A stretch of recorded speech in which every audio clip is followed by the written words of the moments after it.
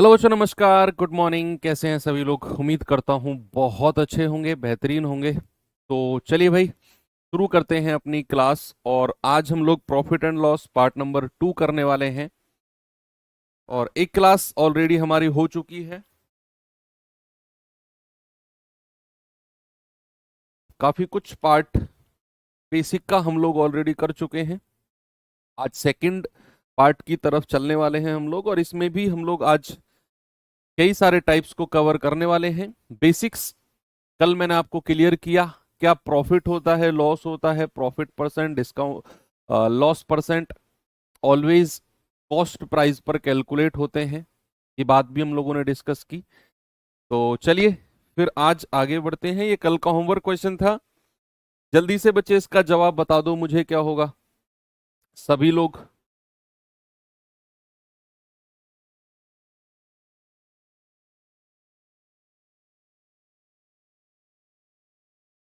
जब एक वस्तु को 80 रुपए की अपेक्षा 96 में बेचा जाता है, तो लाभ प्रतिशत 3 गुना हो जाता है। यदि उसे 90 में बेचा जाए तो कितने परसेंट का लाभ होगा? यदि उसे 90 में बेचा जाए तो, अच्छा एक बात बताओ, ये दोनों सेलिंग प्राइस दे रखे हैं, 80 और 96। ठीक है। अब सवाल कहता है कि 80 में जब उसने बेचा तो उसे कुछ प्रॉफिट हुआ। जब उसने 96 में बेचा तो प्रॉफिट 3 गुना हो गया। अगर मैं 80 में से प्रॉफिट निकालना चाहूं, देखो मैं प्रॉफिट कैसे निकालता हूं, विक्रय मूल्य माइनस क्रय मूल्य, यानी कि बेचने वाले मूल्य में से खरीदने वाला मूल्य माइनस कर दो, आपको प्रॉफिट पता चल जाएगा। यस। तो अगर मैं 80 की तरफ से प्रॉफिट देखना चाहूंगा तो 80 माइनस सीपी, भाई 80 विक्रय मूल्य है, उसमें से क्रय मूल्य हटा दिया, मुझे प्रॉफिट मिल गया। और जब मैं दूसरी तरफ से प्रॉफिट देखना चाहूंगा तो मैं कहूंगा 96 माइनस सीपी, दूसरी तरफ का प्रॉफिट ये हो गया, दूसरी तरफ का प्रॉफिट ये हो गया। एक तरफ प्रॉफिट है ये, एक तरफ प्रॉफिट है ये। अब सवाल कहता है कि 80 की जगह अगर 96 में बेचता हूं तो लाभ प्रतिशत 3 गुना हो जाता है। यानी कि जो ये सेकंड वाला प्रॉफिट है ना, ये पहले वाले का 3 गुना है। जो सेकंड वाला प्रॉफिट है, ये पहले वाले का क्या है, पहले वाले का 3 गुना है। भाई पहला वाला जो भी प्रॉफिट रहा होगा उसका 3 गुना प्रॉफिट मिला जैसे ही उसने 96 रुपए में बेचा। यही तो वो कह रहा है कि 80 की जगह अगर 96 में बेचता है तो लाभ प्रतिशत 3 गुना हो जाता है। यानी कि पहले वाला प्रॉफिट है ये, दूसरे वाला प्रॉफिट है ये, दूसरे वाला प्रॉफिट पहले का 3 गुना हो जाएगा, ऐसा सवाल ने बोला है। इक्वल कर दो। अब उसने लाभ प्रतिशत बोला है तो कोई फर्क नहीं पड़ता है भाई, इसके नीचे भी सीपी इंटू 100 करोगे, इसके नीचे भी सीपी इंटू 100 करोगे, तो ये तो वैसे भी कट जाने हैं। तो चाहे लाभ प्रतिशत को बराबर करो, चाहे केवल लाभ को बराबर करो, दोनों का मतलब क्या है, दोनों का मतलब सेम ही है।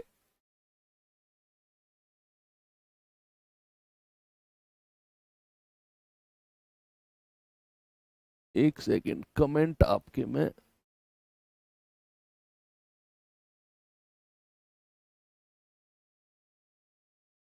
आवाज नहीं आ रही, आवाज आ तो रही है, ठीक तो है।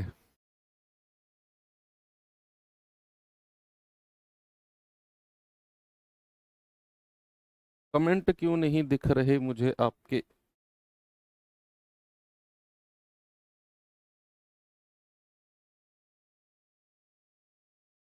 नवीन,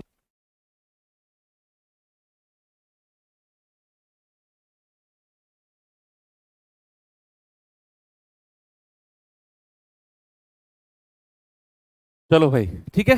तो मैंने क्या बोला, या तो लाभ को इक्वल करो या परसेंटेज को इक्वल करो, उससे कोई आपको ज्यादा प्रॉब्लम नहीं आएगी।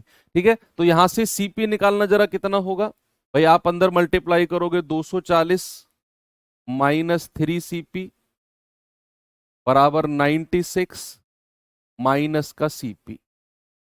ओके, अब ये माइनस का 3 CP उधर जाकर प्लस का हो जाएगा, -CP, और ये 96 इधर आकर माइनस का हो जाएगा, यानी कि 240 माइनस का 96।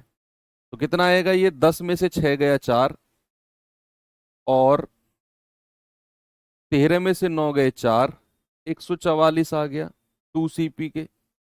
तो CP कितना हो गया, 72।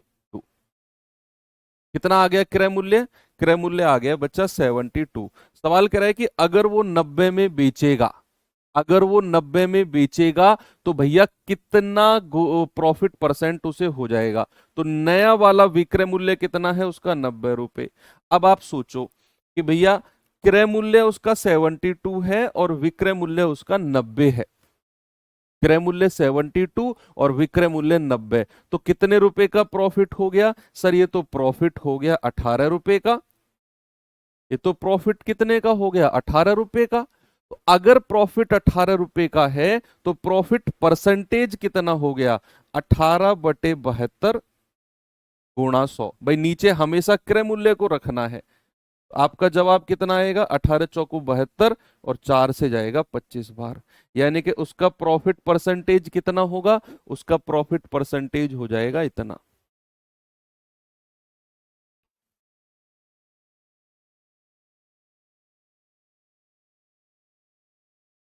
ओके, आ गया सभी का।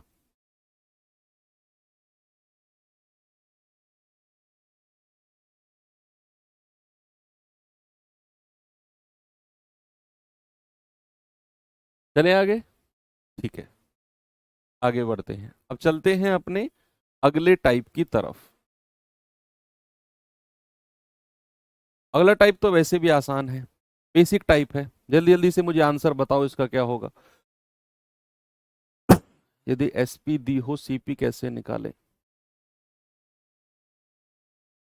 ये कौन सा है, ये कैसा सवाल हुआ।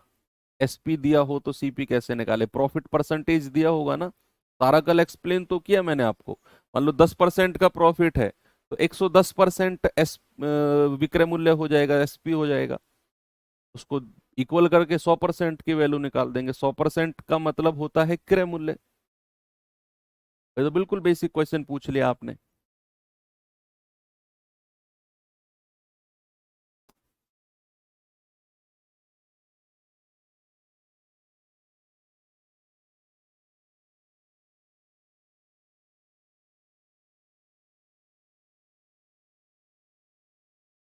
कह रहा है एक शाही की दावत, दवात, दावत कह रहा हूं, लागत मूल्य और विक्रय मूल्य का रेशियो 20-21 है तो लाभ परसेंट। बिल्कुल बच्चों वाला क्वेश्चन है कि भैया लागत और विक्रय मूल्य यानी कि CP और SP का रेशियो आपको दिया हुआ है कितना, 20-21। तो आप ऐसे सोचो, कोई चीज 20 में खरीद के 21 में बेच दी तो प्रॉफिट कितने का हुआ, 1 का, और प्रॉफिट परसेंटेज बताना है तो 1/, और नीचे हमेशा क्रय मूल्य को रखना है 20 × 100। आप कहेंगे 20 × 5 = 100 और 5 एकम 5% का प्रॉफिट है, ऑप्शन नंबर ए। ठीक है, तो ये वाला क्वेश्चन, ये वाला टाइप जल्दी जल्दी से खत्म करो और मुझे जवाब बताओ फिर। अगला वाला टाइप भी आसान है, ये दो टाइप तो बहुत ही आसान है, फिर हम धीरे धीरे लेवल बढ़ाते हैं। नहीं, 3 × 96 वाले का नहीं है, ये कंफ्यूजन होता है बच्चों में अक्सर। वो 96 वाले का कंफ्यूजन नहीं है। आप ऐसे सोचो कि तुम भी दुकानदार हो, मैं भी दुकानदार हूं। तुमने कोई चीज बेची, तुम्हें प्रॉफिट हुआ, सपोज कुछ प्रॉफिट हुआ। मैंने वही चीज बेची, मुझे प्रॉफिट हुआ तुम्हारे प्रॉफिट का दोगुना। तो क्या 2 की मल्टीप्लाई तुम्हारे प्रॉफिट में होगी मेरा प्रॉफिट निकालने के लिए, कि नहीं। भाई मान लो तुम्हें प्रॉफिट हुआ 100 रुपए का, मुझे प्रॉफिट हुआ तुम्हारे का दोगुना, तो 2 की मल्टीप्लाई किस में होगी, तुम्हारे 100 में होगी ना। तो मेरा प्रॉफिट निकालने के लिए तुम्हारे प्रॉफिट्स को 2 से गुणा करना पड़ेगा ना। तो यही केस यहां पे हुआ कि जब उसने 96 में बेचा तो उसे 3 गुना प्रॉफिट हुआ, यानी कि जो प्रॉफिट उसे 80 में बेचने पर हो रहा था, उस प्रॉफिट को 3 से गुणा करना पड़ेगा, तब जाकर 96 रुपए में बेचने वाला प्रॉफिट निकलेगा। इसीलिए मैंने 80 वाले को 3 से गुणा किया। कह रहा है यदि एक वस्तु का क्रय मूल्य और विक्रय मूल्य का रेशियो 13-17 है तो परसेंटेज प्रॉफिट। भाई 13 में खरीद के 17 में बेचा है तो कितने का प्रॉफिट है? 4 का। और परसेंटेज में निकालना है तो 4/13 गुणा 100, यानी कि आप कहेंगे 400/13%। तो 13 तिया 39, 1 10, 30 सही 10/13%, 30 सही 10/13%, बिल्कुल सही है। आगे बढ़ो। किसी वस्तु को 4% और 8% के लाभ पर बेचने पर जो अंतर हमें प्राप्त होता है दैट इज 3 रुपया। तो कह रहा है विक्रय मूल्य का रेशियो क्या होगा? बताइए जरा, what is the ratio of selling price? किसी वस्तु को 4% और 8% के लाभ पर बेचने पर प्राप्त मूल्य का अंतर 3 रुपए है। कभी भी आपसे अगर रेशियो की बात करेगा, मैं आपको ऑलरेडी ये बात पहले भी बता चुका हूं, कभी भी अगर रेशियो की बात करेगा तो हमें ओरिजिनल डेटा की जरूरत बहुत कम पड़ती है। अब जैसे उसने बोला, पहले तो वो 4% के लाभ पर बेच रहा था, फिर वो 8% के लाभ पर बेचेगा, और आपसे कह रहा है कि भैया विक्रय मूल्य का रेशियो क्या मैं यहीं से निकाल सकता हूं? क्या मुझे इस 3 रुपए की जरूरत है जो सवाल में उसने बोला कि अंतर 3 रुपए? क्या मुझे इस 3 रुपए की जरूरत है? भाई नहीं है, बिल्कुल भी नहीं है। आप ऐसे सोचो कि जब उसने 4% के लाभ पर बेचा तो विक्रय मूल्य कितना हो जाएगा? 104%। जब वो 8% के लाभ पर बेच रहा है तो विक्रय मूल्य कितना हो जाएगा? 108%। क्या मैं रेशियो इसी से ही नहीं निकाल सकता? आप कहेंगे सर इस 3 रुपए के अंतर की क्या जरूरत है? भाई कोई जरूरत नहीं है, आपको कंफ्यूज करने के लिए है कि सवाल पता नहीं कैसा है। आप यहीं से रेशियो बना सकते हो कि भैया 2 से जाएगा 2×5 = 10, 2×2 = 4, या 4 से चला जाएगा 4×2 = 8, 4×6 = 24, और 4×2 = 8, 4×7 = 28। तो कितना रेशियो आ गया? 26:27। ऑप्शन नंबर बी मेरा बिल्कुल सही है। कोई जरूरत नहीं है कि इस 3 रुपए का अंतर क्या दिया हुआ है, कुछ भी दिया, भाई मुझे करना ही नहीं। मुझे तो पता है कि उन्होंने परसेंटेज प्रॉफिट दे रखे हैं और यहीं से ही मैं सेलिंग प्राइस का रेशियो बना दूंगा। अब वो कितने रुपए का भी अंतर देता रहे, मुझे कोई एग्जैक्ट वैल्यू थोड़ी निकालनी है। ये सवाल करिए जरा।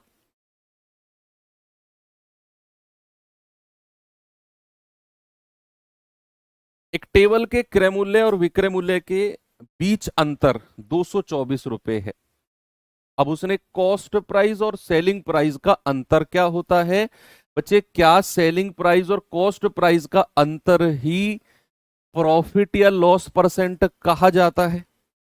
बोलो, क्या विक्रय मूल्य और क्रय मूल्य का अंतर ही या तो लाभ पर से लाभ होगा या हानि होगा? भाई अगर क्रय मूल्य से ज्यादा में बेच रहा है तो अंतर प्रॉफिट कहेंगे, और अगर कम में बेच रहा है तो अंतर लॉस कहेंगे। तो उसने बोला कि क्रय मूल्य और विक्रय मूल्य का अंतर 224 है, तो ये 224 या तो प्रॉफिट है या लॉस है। अब वो सवाल आगे पढ़ेंगे। यदि हानि परसेंट 40% है तो विक्रय मूल्य बताओ क्या होगा? हो गया सवाल कि भैया अगर हानि आपको दी हुई है 40% और एक तरफ अंतर दे दिया क्रय मूल्य विक्रय मूल्य का, तो क्या ये 224 जो होगा ये 40% की ही वैल्यू होगी? बोलो, क्या हानि परसेंट अगर 40 है तो क्या ये 224 का जो डिफरेंस है ये इसी 40% की वैल्यू होगी ना? तो क्या मैं ये बोल सकता हूं बच्चा कि 40% की वैल्यू कितनी है? 224। तो 1% की वैल्यू कितनी हो जाएगी? 224/40। और आपसे उसने क्या पूछा है? आपसे पूछा है विक्रय मूल्य। विक्रय मूल्य यानी कि अगर 40% की हानि है तो बेचेगा कितने में? 100 में से घटा दो। सर सेलिंग प्राइस पूछा है ना, तो 100 में से 40% की हानि घटा दो, 60% की वैल्यू आपसे पूछी है। तो 224/40 × 60। आप कहोगे 20 दूनी 40, 20 तिया 60, और 2 से जाएगा आपका 112 बार। 112 तिया कितना हो गया? 336। ये उसका विक्रय मूल्य है, ऑप्शन नंबर डी। आप चाहो तो आप इसे रेशियो से निकाल सकते हो। कैसे? आप क्या करेंगे, हानि परसेंटेज 40 दिया हुआ है ना, तो सीपी और एसपी का रेशियो बता दो मुझे। भाई 100 रुपए अगर क्रय मूल्य है तो 40% की हानि, तो 60 में बेचेगा। 20 तिया 60, 20 पंजू 100, 5:3 का रेशियो आ गया। हमें अंतर दिया हुआ है 224, तो अंतर कितना आ गया? 2 यूनिट की वैल्यू 224। 1 यूनिट की वैल्यू कितनी आएगी? 112। उसने आपसे विक्रय मूल्य पूछा है, तो 3 यूनिट की वैल्यू कितनी हो गई? 336। ऐसे भी आप कर सकते हो, रेशियो मेथड से भी, आपकी मर्जी है। ठीक है, चलो ये आसान सा टाइप यहां पर खत्म हुआ। ये कराने जरूरी है भाई, ये मैं मानता हूं, ये बहुत आसान है, बिल्कुल बिलो लेवल है, लेकिन कराने जरूरी है, क्योंकि जो बच्चा पहली बार पढ़ रहा है उसको तो ये है ना कि भाई जो सर ने पढ़ाया वही है जो भी है, लेकिन अगर मैं उसे ये नहीं पढ़ाऊंगा तो वो ये सोचेगा कि ये चीज है ही नहीं, और अगर ये आ गई तो वो तो ये सोचेगा कि सर ने कराई नहीं। मुझे तो सब कुछ कराना है ना, तो जो लोग पहले ऑलरेडी पढ़े हुए हैं प्लीज इरिटेट मत होना। मैं हर एक बच्चे को सोच के चलता हूं जब भी सिलेबस कंप्लीट कराता हूं, या कोई भी टीचर है, उसे ये मतलब नहीं है कि कोई बच्चा मेरे पास ऑलरेडी पहले से कहीं पढ़ा हुआ आया है या किसी और बैच में पढ़ के आया है। भाई उसके लिए तो अगर वो पढ़ा रहा है तो वो बैच फ्रेश है, उसके लिए सब बच्चा इक्वल है। यदि चीकू का क्रय मूल्य उसके विक्रय मूल्य का 80% है, तो लाभ परसेंट बताओ क्या होगा? बताइए।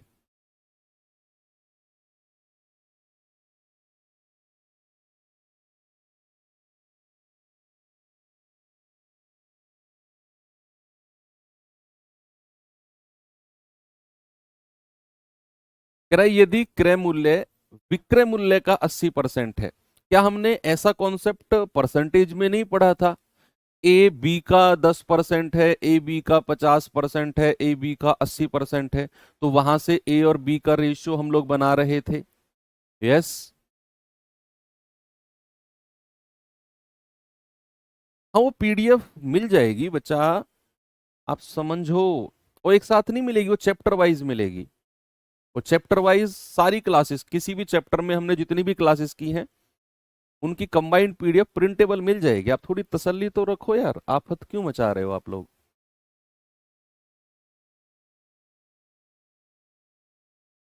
इस वीक में करा दूंगा मैं।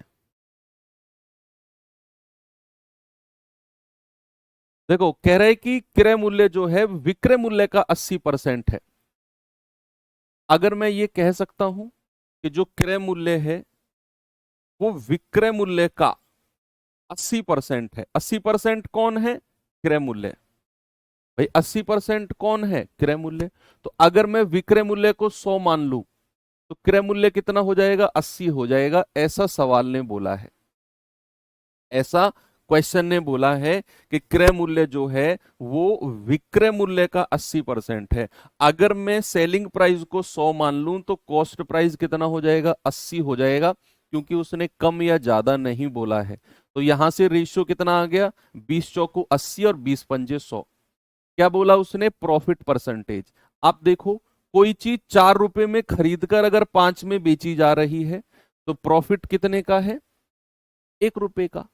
1 रुपए का। और अगर हमें परसेंटेज में प्रॉफिट बताना है तो 1 बटा, और नीचे हमेशा क्रय मूल्य यानी कि कॉस्ट प्राइस को रखना है, और इंटू 100। 1/4 मतलब 25%। ऑप्शन नंबर बी हमारा सही है।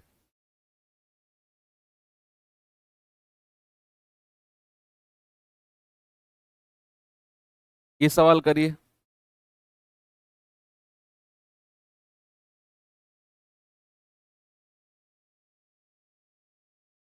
चार वस्तुओं का क्रय मूल्य 5 वस्तुओं के विक्रय मूल्य के बराबर है,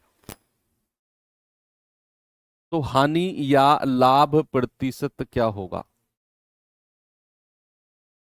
सर एक प्रॉमिस करो, सम्मान समारोह में आऊंगा तो टी शर्ट चाहिए ये वाली। ये तो पुरानी टी शर्ट है, नहीं देंगे तुम्हें यार।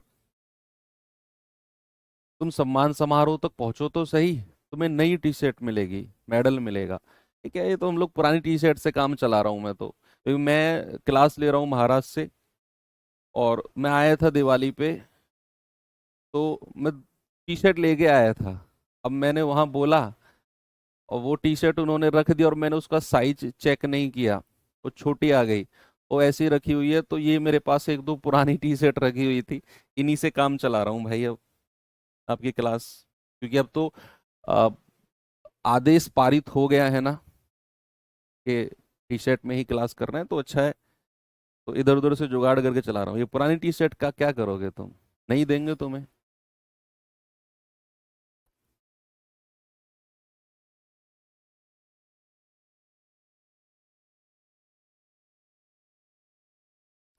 4 वस्तुओं का क्रय मूल्य 5 वस्तुओं के विक्रय मूल्य के बराबर है। तो क्या मैं ये कह सकता हूं कि 4 वस्तुओं का क्रय मूल्य, क्या इस बात को मैं ऐसे लिख सकता हूं 4 CP? क्या 4 वस्तुओं के क्रय मूल्य को मैं लिख सकता हूं 4 CP? आगे उसने बोला 5 वस्तुओं के विक्रय मूल्य के बराबर है। तो क्या मैं इस 5 वस्तुओं के विक्रय मूल्य को 5 SP लिख सकता हूं? भाई 5 वस्तुओं के विक्रय मूल्य को 5 SP लिख सकता हूं, हाँ जी सर। तो क्या ये बराबर है? बिल्कुल है, तो बराबर कर दो, बिल्कुल बराबर कर दो। वैसे यहां से रेशियो बना लो। आप कहेंगे सर सीपी और एसपी का रेशियो कितना हो गया? भाई सीपी के सामने क्या है 5, और एसपी के सामने क्या है जी 4। आप ऐसे सोचो, कोई चीज 5 रुपए में खरीद कर अगर मैं 4 में बेच दूं, तो क्या नुकसान है या प्रॉफिट है? भाई प्रॉफिट है या लॉस है? आप कहेंगे सर नुकसान हो गया। आप कहेंगे सर नुकसान हो गया, 5 में खरीद कर 4 में बेच दिया, तो लॉस परसेंट कितना हो जाएगा 1/, और नीचे कॉस्ट प्राइस को रखो 5 × 100। 1/5 का मतलब मेरे भाई 20% होता है। बिल्कुल सही है, और चूंकि लॉस है तो हम कहेंगे नुकसान है 20% का। ऑप्शन नंबर डी होगा, सी को गलती से भी गलत मत कर देना। ठीक है, आगे बढ़ते हैं, चलो।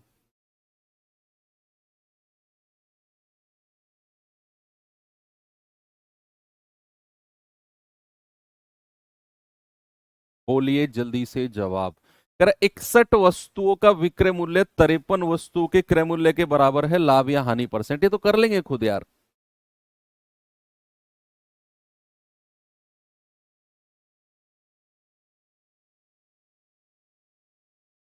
61 वस्तुओं का विक्रय मूल्य क्या हो जाएगा? 61 SP। कह रहे 53 के क्रय मूल्य के बराबर है, तो 53 CP, और बराबर है तो बराबर कर दो। तो यहां से CP/SP का रेशियो बनाओ। तो आप कहोगे सर सीपी के सामने 61 और एसपी के सामने 53। तो आप देखो, कोई चीज 61 में खरीद के अगर 53 में बेच दी तो नुकसान हो गया 8 रुपए का। भाई 8 रुपए का नुकसान हो गया ना। तो परसेंटेज में लॉस बताना है, तो 8/61 × 100। आप कहेंगे सर 800/61% का नुकसान हो गया। जितना भी आ रहा है अब आप देख लो। तो प्रॉफिट वाले ऑप्शन तो हटा ही दो, जो भी होगा नुकसान ही होगा, जो भी होगा नुकसान होगा। देखो अब 80 को 61 से भाग दोगे तो 61 एकम 61, 61 एकम 61 होता है। अब दो ऑप्शन बचे हैं, चेक करो 1 से शुरू होने वाला ऑप्शन कौन सा है। तो ये तो 1 से शुरू हो रहा है, ये 8 से शुरू हो रहा है। भैया ये हटा दो, एक ही ऑप्शन है, यानी कि ये जो है 13.11 बार कटेगा। कई बार क्या होता है, ऑप्शन बड़ी हेल्प कर देते हैं आपकी। अब आप 800 को 61 से भाग देते रहो, एक बच्चा सोचेगा 61 एकम 61, लाभ वाले ऑप्शन तो हटा ही दिए मैंने, क्योंकि नुकसान हो रहा है, हानि हो रही है, लॉस हो रहा है। तो भैया 61 एकम 61, एक से शुरू होने वाला एक ही ऑप्शन है, सी लगाओ, आगे बढ़ो। तब तक दूसरा बच्चा करता रहेगा कैलकुलेट इसको। ओके, लेकिन आपको तो अच्छी कैटेगरी में जाना है। ये सवाल खुद से करेंगे आप सेल्फ। ठीक है भाई, 318 का विक्रय मूल्य 212 के क्रय मूल्य के बराबर है। बिल्कुल उसी तरीके से करना है। मैं आपको थोड़ा सा आगे लेकर चलता हूं इस वाले सवाल की तरफ। देखिए जरा इसे।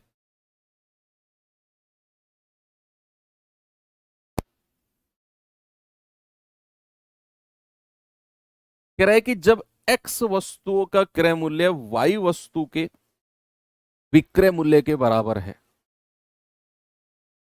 तो प्रॉफिट 25% होता है। बताइए एक्स रेशियो वाई क्या होगा।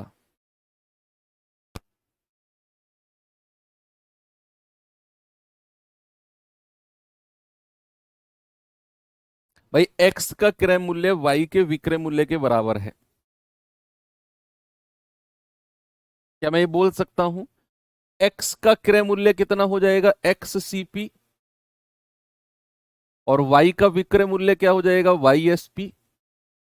तो यहां से क्या मैं रेशियो कह सकता हूं सीपी और एसपी का रेशियो कितना आ गया, वाई और एक्स। भाई इसके सामने वाई, इसके सामने एक्स। अब सवाल कहता है ऐसा करने पर प्रॉफिट 25% है। भैया 25% के प्रॉफिट का मतलब क्या होता है, 25% के प्रॉफिट का रेशियो होता है 1/4। यानी कि यहां से अगर मैं सीपीएसपी का रेशियो बनाने जाऊंगा तो मैं कहूंगा 4 और 1 रुपए का फायदा 5। क्या ये मैं बोल सकता हूं कि भैया 25% का लाभ मतलब 1/4, तो सीपी और एसपी का रेशियो हो जाएगा 4 और उसमें 1 जोड़ देंगे तो एसपी आ जाएगा कितना, 5। तो क्या जो ये रेशियो है ये इस रेशियो के बराबर है। आपसे उसने क्या पूछा है, एक्स और वाई का रेशियो। उल्टा कर दो, एक्स के नीचे 5 और वाई के नीचे 4, तो उल्टा रेशियो हो जाएगा आपका 5/4 का है। ऑप्शन नंबर ए मेरा बिल्कुल सही है। 4/5 नहीं बचा, 5/4, क्योंकि ये जो y बटे एक्स होगा ना यहां से, जो यहां से y बटा एक्स का रेशियो होगा वो 4/5 के बराबर होगा। क्योंकि ये क्रय मूल्य है, 4 भी क्रय मूल्य है, ये विक्रय मूल्य है, 5 भी विक्रय मूल्य है ना। तो y बटा एक्स 4/5। अगर मैं उल्टा कर दूंगा x बटा वाई तो ये भी उल्टा हो जाएगा, 5/4 हो जाएगा। इसीलिए मैंने बोला ओके, ये गलती नहीं करना है कभी भी जल्दबाजी में आके। चलो ये सवाल करो, क्योंकि ये बहुत आसान सवाल है, और जो सवाल जितना आसान होगा उसको उतना गलत होने के चांसेस ज्यादा होंगे, क्योंकि बच्चा उसे उतना लाइटली लेगा। तो प्लीज अगर आप एग्जाम में बैठे, ये रिक्वेस्ट है मेरी, आप ओवर कॉन्फिडेंट ना हो। आप ये सोचे ही नहीं कि ये तो आसान सवाल है, चलो ये अच्छा मैं नहीं कर पाऊंगा इसे। अपनी ईगो पे ना तो आसान सवाल को लेना है ना हार्ड सवाल को लेना है। आसान सवाल आए पूरे दिमाग को शांत करके एक न्यूट्रल दिमाग से, बिल्कुल न्यूट्रल दिमाग से उसको करना है, सॉल्व करना है। कोई हार्ड सवाल आए आपको लग रहा है नहीं होगा तो ईगो पे नहीं लेना है, अच्छा मुझसे नहीं होगा, छोड़ दो उसे, आगे बढ़ जाओ। क्रय 90 मेज का क्रय मूल्य एक्स मेज के विक्रय मूल्य के बराबर है। ऐसा करने पर 50% का प्रॉफिट होता है। बताओ एक्स की वैल्यू क्या होगी।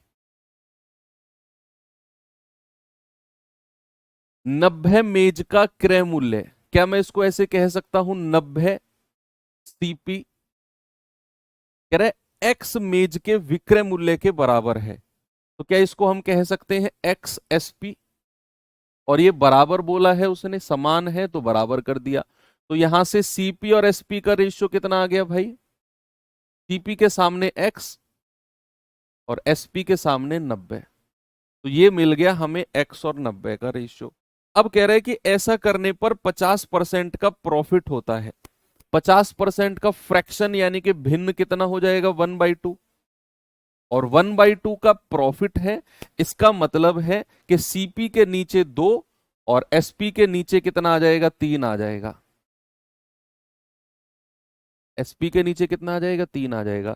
यानी कि जो रेशियो हमारा एक्स और 90 का है, जो रेशियो एक्स और 90 का है वही रेशियो 2 और 3 का हो जाएगा। क्योंकि भैया ये भी सीपीएसपी का रेशियो है और ये भी सीपीएसपी का रेशियो है। 3 से जाएगा पूरा 30 बार और क्रॉस मल्टीप्लाई करेंगे तो x बराबर कितना हो जाएगा 60, कितना हो जाएगा 60। ऑप्शन नंबर ए हमारा बिल्कुल करेक्ट है। आपको ये करने की भी जरूरत नहीं थी, आप थोड़ा सा दिमाग लगाते कि भैया ये भी क्रय मूल्य विक्रय मूल्य, ये भी क्रय मूल्य विक्रय मूल्य, तो 3 यूनिट की वैल्यू 90, एक की वैल्यू कितनी आ जाएगी, एक की वैल्यू आ जाएगी पूरा 30, तो दो की वैल्यू कितनी हो जाएगी 30 दूनी 60, और यही आपके x की वैल्यू हो जाएगी 60। यहां से भी निकाल सकते थे। ओके, लेवल वाले क्वेश्चन होंगे भैया, तसल्ली रखो थोड़ा। गरम चाय क्यों पी रहे हो, एकदम जी फूक जाएगी, थोड़ा सा तसल्ली रखो, आएंगे। आप गायब देखोगे, मुझे कमेंट में आपका नाम भी नहीं दिखेगा जब अच्छे सवाल आएंगे।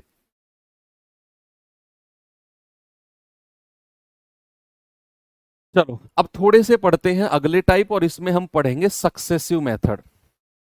वही सक्सेसिव मेथड जो हमने परसेंटेज में पढ़ा था, जो हमने परसेंटेज में पढ़ा था, वही सक्सेसिव मेथड अब यहां पर पढ़ेंगे कि भैया जहां पर हमने 3 फॉर्मूले पढ़े थे, A% की वृद्धि, B% की वृद्धि, A% की कमी, B% की कमी, और A% की वृद्धि और B% की कमी, तीनों के फॉर्मूले आपको कंपाउंड इंटरेस्ट तक याद रखने हैं, क्योंकि ये तीनों फॉर्मूले वहां तक काम आएंगे। अब सक्सेसिव का मतलब क्या होता है, सक्सेसिव का मतलब होता है, सक्सेसिव का हिंदी में मतलब होता है क्रमागत। अब क्रमागत का भी मतलब क्या होता है प्रॉफिट लॉस में, सपोज दैट ए ने कोई वस्तु बी को बेची, ए ने कोई वस्तु बी को बेची, या मैं अलग पेज पे आपको समझाता हूं, कई बार इसमें बच्चा कंफ्यूजन में रहता है और वो हर तरह के सवालों में सक्सेसिव समझ के उसमें लगा देता है। अब मैंने आपसे क्या बोला कि कोई दो व्यक्ति हैं ए और बी। अब ए ने कोई वस्तु एक्स रुपए में खरीदी, ए ने कोई वस्तु को एक्स रुपए में खरीदा, ये ए का क्रय मूल्य है, और उसने बेच दिया बी को, उसने बेच दिया बी को।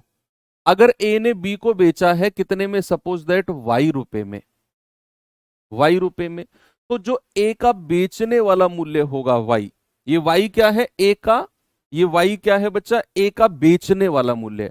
तो जो ए का बेचने वाला मूल्य होगा, क्या ये बी का कॉस्ट प्राइस हो जाएगा, बी का सीपी। अब यही बी इसको सी को बेच देता है, ये भी इसे सी में बेच देता है, सपोज जेड में। तो जो बी का बेचने वाला मूल्य होगा जेड होगा, क्या यही जेड सी का क्रय मूल्य हो जाएगा, सी का क्रय मूल्य, सी का सीपी। यानी कि सक्सेसिवली ए ने बी को बेचा, बी ने सी को बेचा, ऐसे ही सी डी को बेच देगा। This is called the successive method. इसको क्या कहेंगे, सक्सेसिव मेथड बोलेंगे कि भैया ए से कहानी की शुरुआत हुई और सी पे जाके कहानी रुकी, या फिर डी पे जाके कहानी रुकी, कहीं भी रुक सकती है। ओके, तो ये होता है सक्सेसिव मेथड। जैसे सवाल है मेरे पास,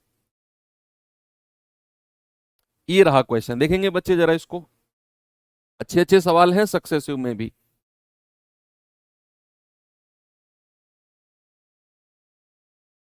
सवाल है, एक व्यक्ति ने एक वस्तु बी को 38% लाभ पर बेचा, बी ने उसे सी को 28% की हानि पर बेचा। यदि सी ने वस्तु को 9936 में खरीदा, तो ए ने उसे किस मूल्य पर खरीदा होगा।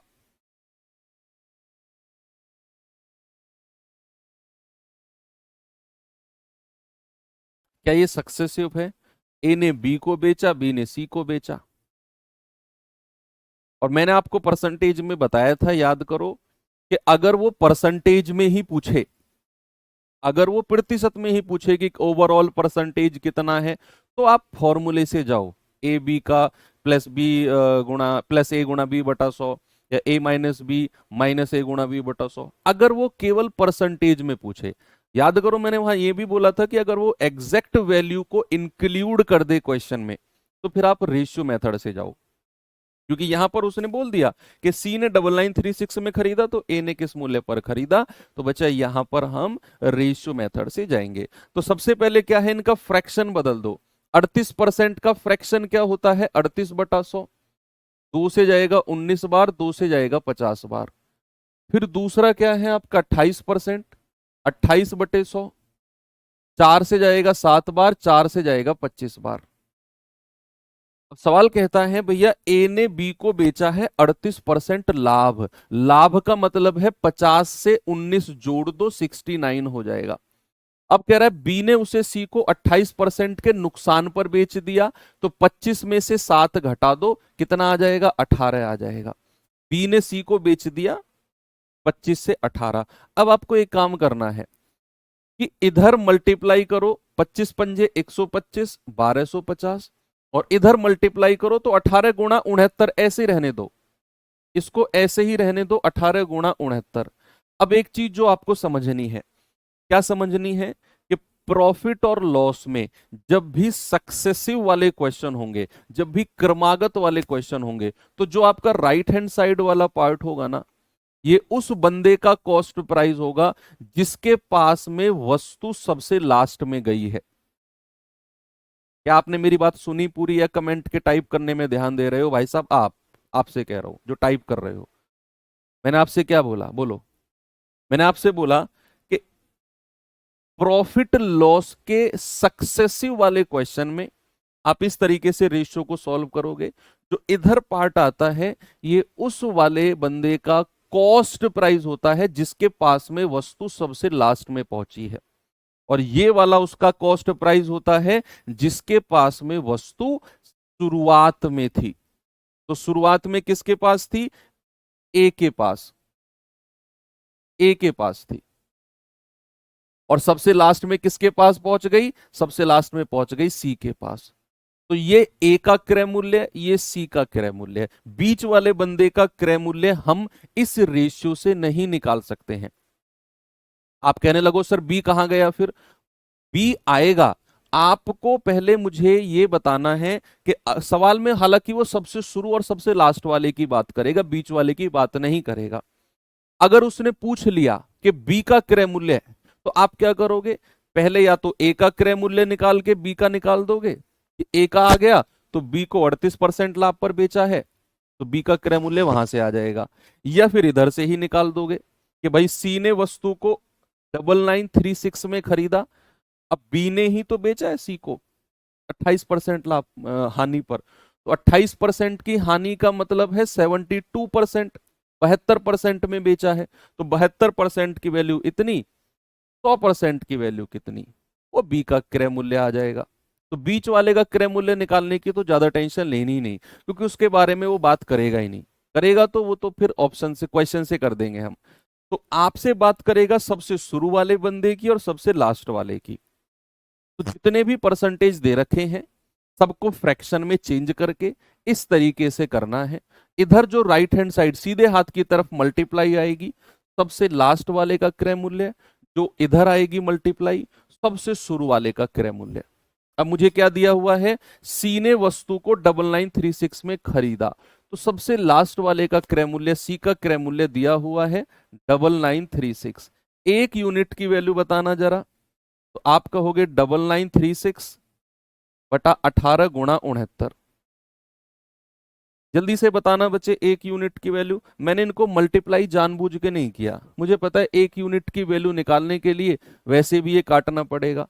तो 18 पंजे 90, 9, 18 पंजे 90, 18 दूनी 36, 23 तिया 69, 23 दूनी 46, 23 चौके 92, और 3 से जाएगा 3 अट्ठे 24। एक यूनिट की वैल्यू कितनी आ गई, 8। तो 1250 की वैल्यू कितनी आ जाएगी, 0, 8 पंजे 40, 8 दूनी 16, 4 20, 8 एकम 8 2 10। कितनी आ गई बच्चा, 10,000 रुपया। यानी कि सबसे शुरू वाले बंदे ने उसे 10,000 में खरीदा होगा। अगर आपसे कहेगा बी ने कितने में खरीदा है जी, देखो ए ने 10,000 में खरीदा, पी को 38% लाभ पर बेच दिया, 138% निकाल दो ए का। या फिर अगर वो बी का पूछेगा तो ये सब करने की भी जरूरत नहीं है, फिर तो क्वेश्चन से हो जाएगा कि बी ने सी को 28% की हानि पर बेचा है, और अगर सी ने इतने में खरीदा तो 100 में से 28 घटा दो, 72% की वैल्यू इतना, 100% की वैल्यू आएगी वो बी का क्रय मूल्य हो जाएगी। चलिए एक और क्वेश्चन करिए।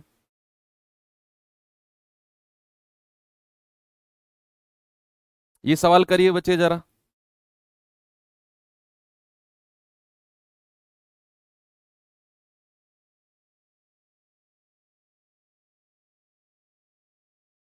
जल्दी से बता दो मुझे इसका जवाब, फिर आपको मैं इसी सक्सेसिव मेथड में थोड़े से और अच्छे लेवल के क्वेश्चन कराता हूं। ये तो सक्सेसिव मेथड आपको आसान लग रहा होगा, ए ने बी को बेचा, बी ने सी को बेचा, जो भी परसेंटेज दिया होगा सबको फ्रैक्शन में बदलना है। ये तो सर वही हमारा परसेंटेज वाला तरीका है, ये क्वेश्चन भी वही है, लेकिन इसके बाद जो सवाल आएंगे उनमें थोड़ा सा रट्टाफिकेशन वाले बच्चे फिसल जाएंगे, वो फिसलन हो जाएगी उनके पैरों के नीचे, जो रट्टाफिकेशन वाले बच्चे हैं, क्योंकि उन्होंने तो एक ही तरीका रट लिया, परसेंटेज निकालो, फ्रैक्शन निकालो, ये करो वो करो। अब जो सवाल आगे आएंगे वो घुमाएंगे आपको, दिखने में ऐसे ही रहेंगे, लेकिन सवाल की लैंग्वेज अगर आप नहीं समझोगे तो फिर आप लगाते रहना उसमें फ्रैक्शन वगैरह, तो फंस जाओगे आप। किरण वरुण को 10% लाभ पर एक वस्तु बेचती है, वरुण ने उसे 1155 में अरुण को बेच दिया, 5% के लाभ कमाया है। बताइए किरण ने किस मूल्य पर वस्तु खरीदी थी। देखो किरण ने तो वरुण को बेचा, वरुण ने अरुण को बेच दिया। किरण ने 10% लाभ कमाया, वरुण ने 5% लाभ कमाया।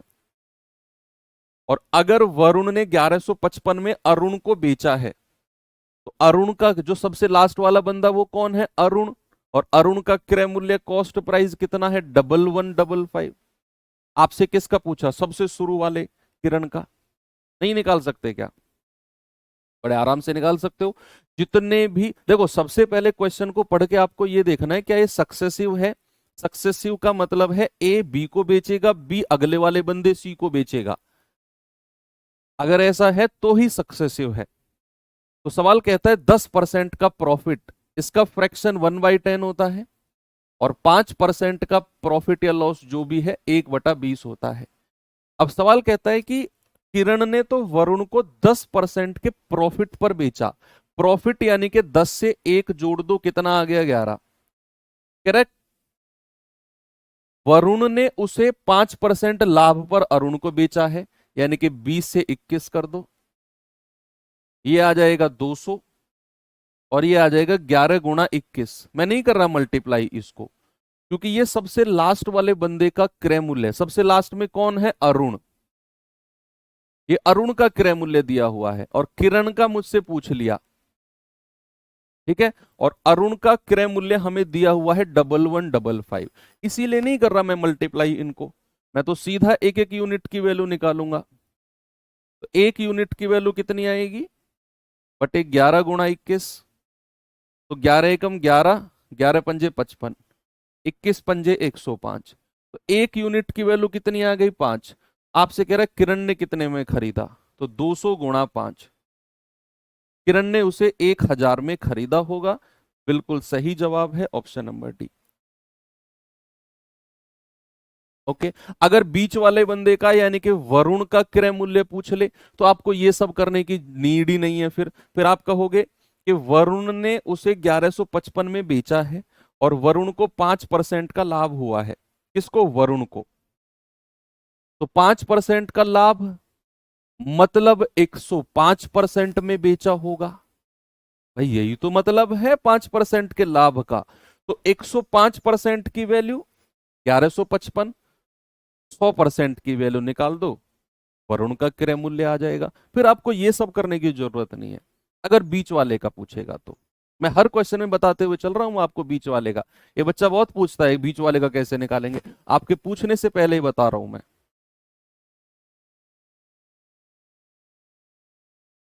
ठीक है, तो ये तो हो गए बिल्कुल बेसिक क्वेश्चन सक्सेसिव मेथड के। अब आपको मैं थोड़ा सा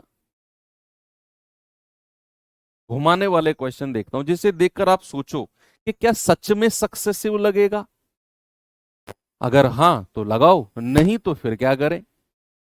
क्योंकि एग्जाम में मैं थोड़ी बैठूंगा तुम्हारे साथ, या एग्जाम में मैं थोड़ी गाइड करूंगा कि इसको ऐसे समझो, ऐसे करो, वैसे करो। वहां तो पेन भी आपका, समय भी आपका, समझ भी आपकी, और सॉल्यूशन भी आपका, डिसीजन भी आपका, सब कुछ आपका रहेगा एग्जाम हॉल में तो।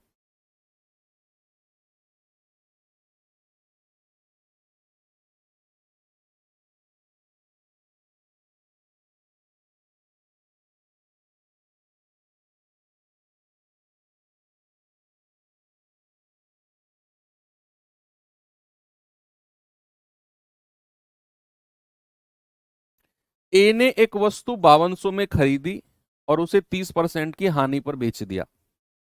पहले तो डिसाइड करना है कि क्या इसमें सच में सक्सेसिव लगेगा। ए ने 5200 में खरीदा और 30% के लॉस पर बेच दिया। इस राशि से उसने दूसरी वस्तु खरीदी और 60% के लाभ पर बेच दिया। बताइए उसे ओवरऑल कितना प्रॉफिट या लॉस हुआ है? क्या यहां सक्सेसिव लगेगा?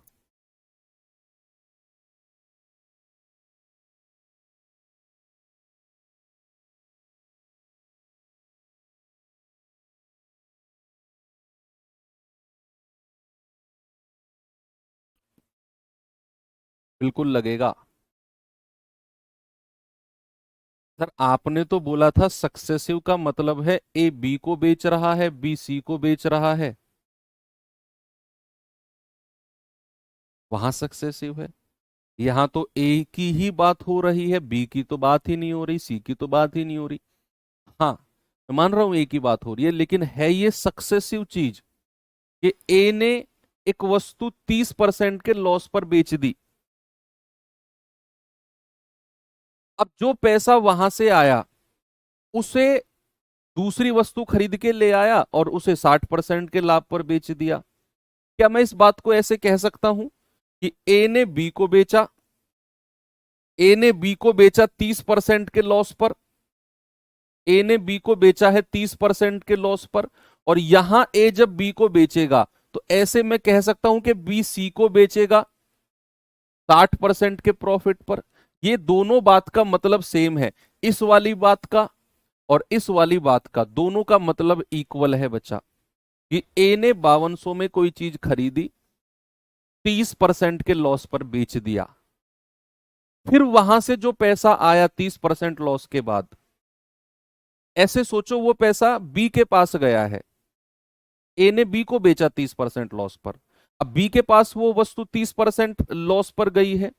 अब बी उस वस्तु को सी को बेच देगा। यहां वो कह रहा है कि जो पैसा वहां से आया, एक कोई दूसरी चीज खरीद के ले आया, उसे 60% लाभ पर बेच दिया। दोनों का मतलब सेम हो गया, तो हम यहां पर सक्सेसिव लगा सकते हैं।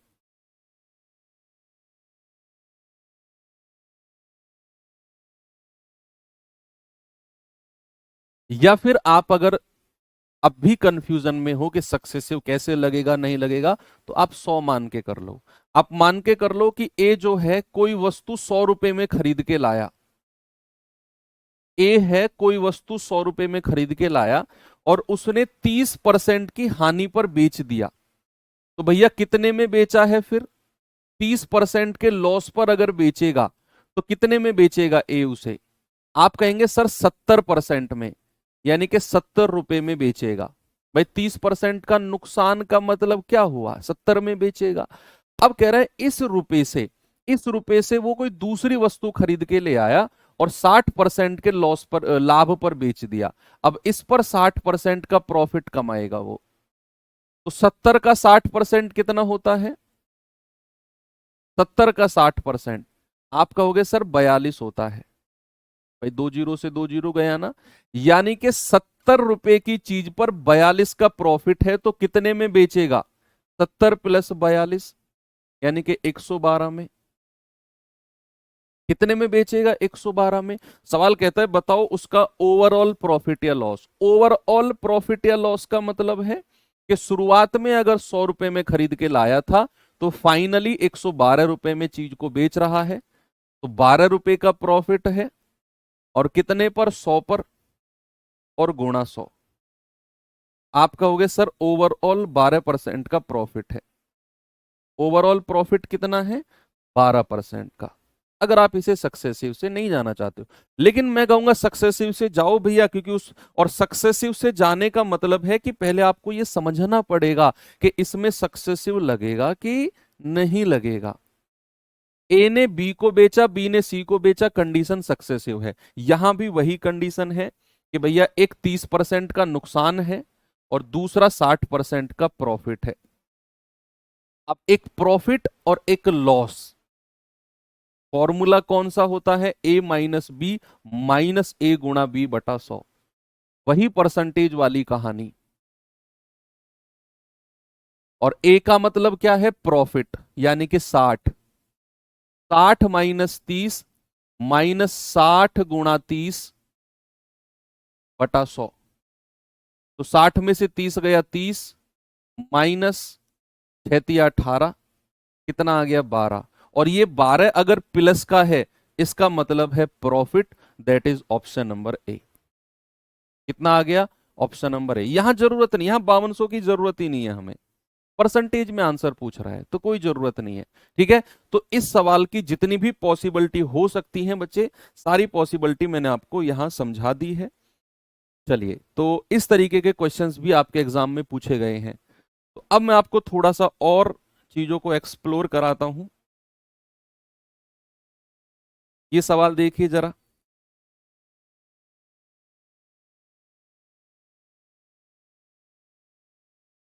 इसे चेक करिए।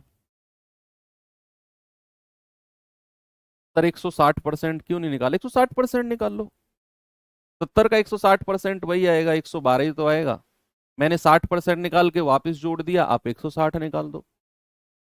ऐसे क्वेश्चन मत करो बच्चे, फिर मुझे लगता है कि आप कमजोर है मैथ्स में अब भी। ऐसे क्वेश्चन करने वाले होते ही नहीं है कि ये क्यों नहीं निकाला, वो क्यों नहीं निकाला। ये मतलब ऐसे हैं कि इन क्वेश्चंस के आंसर आपके दिमाग में खुद से आने चाहिए। ओहो, ऐसा किया है सर ने तो इसलिए ये नहीं किया।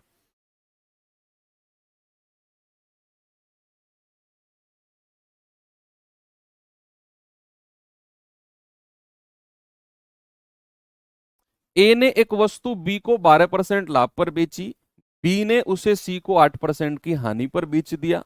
यदि ए उसी वस्तु को बी के विक्रय मूल्य पर सी को बेचता है, तो बताइए ए को होने वाला प्रॉफिट या लॉस क्या होगा? जो बी का विक्रय मूल्य है, जिस मूल्य पर बी ने सी को बेचा, अगर ए उसे डायरेक्ट सी को बेचे, बी को हटा दे बीच में से। आप ऐसे सोचो कि मैं आपको बेचता हूं, मेरे मैं कोई चीज 100 रुपए की लाया खरीद के, मैंने आपको 110 में दे दी, मुझे फायदा हो गया 10 रुपए का। अब क्या हुआ? आपने वही 110 रुपए की जो आपने खरीदी मुझसे, वो आपने किसी और को 115 में चिपका दी। आपने किसी और को 115 में चिपका दी। अब मुझे पता चला, ओहो, अगर मैं तुम्हें हटा दूं साइड में से और जिसे तुमने 115 में दिया, अगर मैं डायरेक्ट उसे ही 115 में देने लग जाऊं, तो मेरा तो फायदा और ज्यादा हो जाएगा। ये तो तुम जो बीच में 5 रुपए खा रहे हो, तुम्हें हटाओ बीच में से। मैं ऐसा सोच रहा हूं, तो मैं तुम्हें हटा दूंगा, मैं 115 में डायरेक्ट तीसरे वाले बंदे को बेचने लग जाऊंगा, तो मुझे तो 15 रुपए का फायदा हो गया। यही बात सवाल कह रहा है, यही बात सवाल कह रहा है कि भैया ए ने बी को 12% लाभ पर बेचा, बी ने सी को 8% की हानि पर बेचा। अगर ए उस वस्तु को बी के विक्रय मूल्य पर सी को बेचता है, डायरेक्ट सी को बेचता है, बी को हटाओ, तो ए का लाभ कितना हो जाएगा? तो आप लगाओ सक्सेसिव, क्योंकि ए ने बी को बेचा, बी ने सी को बेचा। तो 12% का फ्रैक्शन कितना होता है? 4×3 = 12, 4 से कटेगा 25 बार। 8% का फ्रैक्शन कितना होता है? 4×2 = 8, 4 से कटेगा 25 बार। अब सवाल कहता है ए ने बी को 12% लाभ पर बेचा, तो ए ने कितने में बेचा होगा भैया? 25 से 28। कह रहा है बी ने सी को 8% की हानि पर बेचा, यानी कि 25 से 23। तो गुणा करेंगे 625, गुणा करेंगे 25×3 = 75, 25 से 27, सॉरी 28, सॉरी 28×3 = 84, 28×2 = 56, 56 और 8 = 64। यानी कि जो ये वाला है प्राइस, ये ए का कॉस्ट प्राइस है, और ये जो 644 है सबसे लास्ट वाले बंदे का, सबसे लास्ट वाले बंदे का, यानी कि 644 का क्रय मूल्य है। किसका? सी का। अब समझो बात को, ए कितने में खरीद के लाया? 625 में। यानी कि मैं उस वस्तु को 625 में खरीद के लाया हूं, मैंने बेचा तुम्हें, तुमने बेचा किसी तीसरे बंदे को, और उसने खरीदा 644 में। यानी कि ये 644 क्या है? ये तीसरे वाले बंदे का क्रय मूल्य है। अब सवाल कहता है ए उसी वस्तु को बी का विक्रय मूल्य, बी का विक्रय मूल्य यानी कि बी ने जिस मूल्य पर वस्तु को बेचा है, तो 644 में ही तो बेचा बी ने। किसे? सी को। भाई बी ने विक्रय मूल्य सी को बेचा, तो बी ने जिस मूल्य पर सी को बेचा वही तो सी का कॉस्ट प्राइस है। मैं तुम्हें जिस मूल्य पर वस्तु बेचता हूं, तुम्हारा तो कॉस्ट प्राइस होगा ना, वो मेरा ही तो विक्रय मूल्य होगा।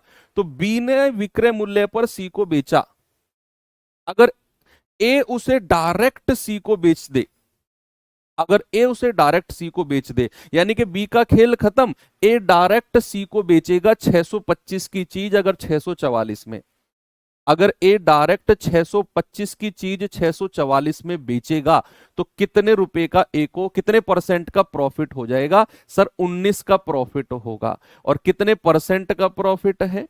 आप कहेंगे सर 19 बटा 625 और गुणा 100, 25 चौकू 100, 25 25 से हम 625, 19 चौक 76 बटे 25% का फायदा है। 25 तिया 75, जीरो, 25 चौकू 100, यानी कि 3.04% का प्रॉफिट हो जाएगा ए का। तो भैया हानि, ये हटाओ, हानि नहीं प्रॉफिट होगा 3.04% का। ये भी सक्सेसिव है, लेकिन देखो किस तरीके से पूछा गया, घुमाकर। तो जितना भी घुमाकर पूछा जा सकता है मैं सारा आपको बता रहा हूं। सक्सेसिव लगेगा, सबसे पहले आपने डिसाइड किया, ए ने बी को बेचा, बी ने सी को बेचा, सक्सेसिव लग गया। अब सक्सेसिव में भी उसने घुमाने की कोशिश करी, ए अगर डायरेक्ट सी को बेच दे, आपने वो देखी है पुष्पा राज, सबने देखी होगी, ऑलमोस्ट सब, हर बच्चे ने पुष्पा देखी होगी एक आध दो को छोड़कर। तो पुष्पा फिल्म में सारी लड़ाई क्या थी? वो सारी लड़ाई ये सवाल की तो थी, भाई पुष्पा अपनी चंदन की लकड़ी किसको बेचता था? उस चश्मे वाले को। पुष्पा ने बेचा मान लो 1 करोड़ का, चश्मे वाला उसे, जो सिंडिकेट होता है, तो चश्मे वाला उसे फिर 50 करोड़ की आगे बेच रहा है, वो 50 करोड़ वाला 100 करोड़ की आगे बेच रहा है। तो पुष्पा ने क्या किया? पुष्पा ने डायरेक्ट डील की आगे जाके कि मैं इन दोनों लोगों को हटाऊं बीच में से। वो अपना ट्रक भर के ले गया था कि भाई तू ही लेना डायरेक्ट मुझे, ये तुझे 100 करोड़ की दे रहे, मैं 80 करोड़ में दे रहा हूं तुझे, 20 करोड़ का तेरा फायदा हो रहा है। तो उसने कहा नहीं, ऐसे नेटवर्क नहीं टूटेगा, मैं थ्रू प्रॉपर चैनल ही लूंगा, तू उसको बेच, तू उसको बेच, तू उसको बेच। तो फिर को कहता है कि यार 70 करोड़ में ले ले, तो डील कर देता है वहां पे, कह रहा है 50 करोड़ में ले ले, मैं तो 10 ही करोड़ में दे रहा हूं उसे, मुझे भी 40 करोड़ का फायदा हो जाएगा, तुझे भी 40 करोड़ का फायदा हो जाएगा 50 करोड़ का। तो मान जाता है फिर। तो ये वही तो खेल है, ए ने बी को बेचा, बी ने सी को बेचा, अगर डायरेक्ट ए सी को बेचे तो कितने परसेंट का फायदा? नहीं देखी तो अच्छी बात है। अब एक सवाल के लिए क्या फिल्म देखोगे तुम? यही समझ लो, तो फिर जिसने देखी है वो रिलेट कर गया होगा मेरी बात। मुर्गन, हाँ वही। कह रहा ए ने बी को 4860 में 19% की हानि पर एक टेप रिकॉर्डर बेचा। ए ने बी को, कह रहा है बी ने सी को टेप रिकॉर्डर उस कीमत पर बेचा जिससे ए को 17% का प्रॉफिट हो, जिससे ए को 17% का प्रॉफिट हो। कह रहा है बी का लाभ प्रतिशत क्या है? परसेंटेज पूछ रहा है, तो 4860 की जरूरत नहीं है हमें, हम 100 मान के ही कर लेंगे, हम 100 मान के ही कर लेंगे।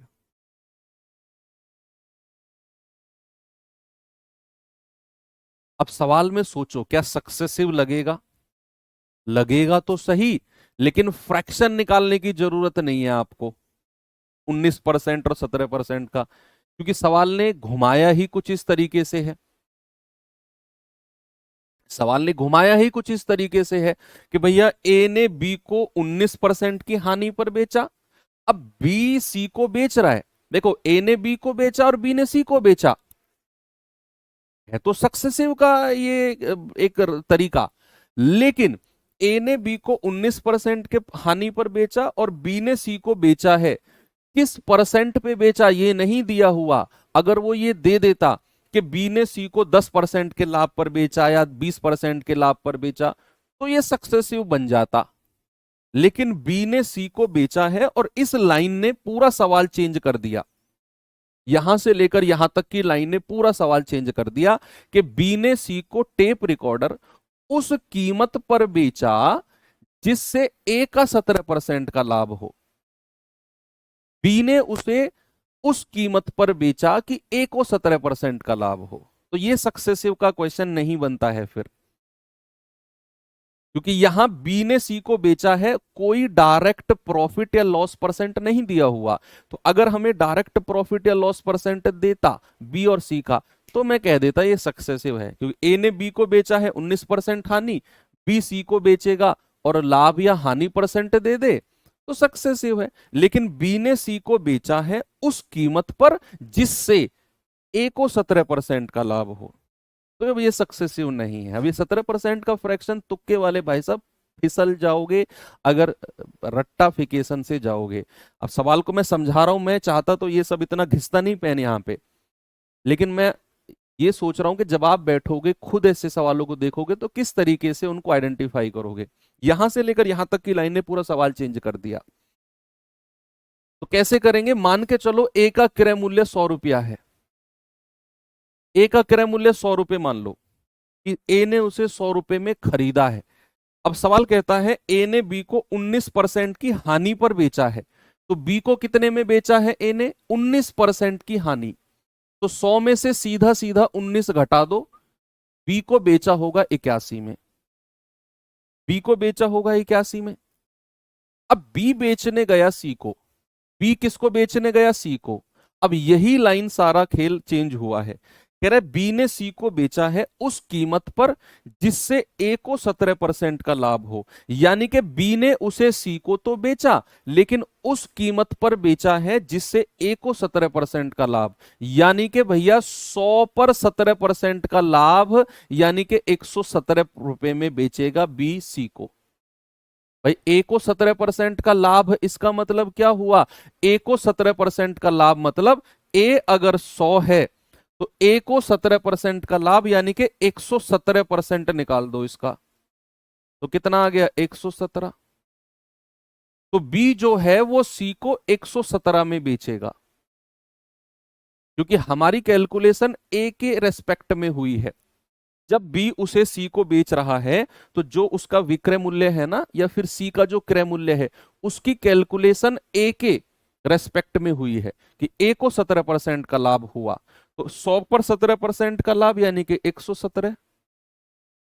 अब आप देखो, कह रहे बी का प्रतिशत लाभ कितना है। अब यहां से बी का परसेंटेज प्रॉफिट कितना है ये बता दो, कि बी ने अगर उसे 81 में खरीदा और 117 में बेचा तो बी का प्रॉफिट कितना हो गया भैया, 36 का हो गया। 117 में से 81 माइनस करोगे 36 का। और अगर हमें परसेंटेज में बताना है तो 36 बटे, और बी ने कितने में खरीदा है 81 में, और गुणा 100। तो ये जाएगा 9 चौक 36, 9 नाम 81, 400/9%। बी का प्रॉफिट परसेंट कितना आ गया, 400/9। 9 चौक 36, 4, 9 चौक 36, 4, 9 चौक 36, 44 सही 4/9%। ऑप्शन नंबर सी मेरा बिल्कुल करेक्ट है। ठीक है, तो ये भी सक्सेसिव जैसा ही था, लेकिन सवाल को पूछने का तरीका अलग था। तो यहां भी थोड़ी सी वैरायटी मिल गई एक और सवाल में। अब मैं आपको एक और सवाल देता हूं, और ये और भी गजब लेवल का क्वेश्चन है। इसमें देखो,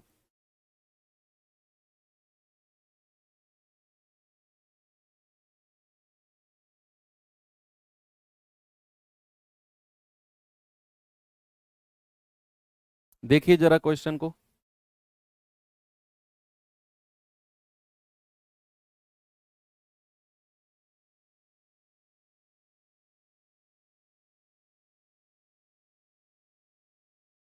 यहां सक्सेसिव नहीं लगेगा।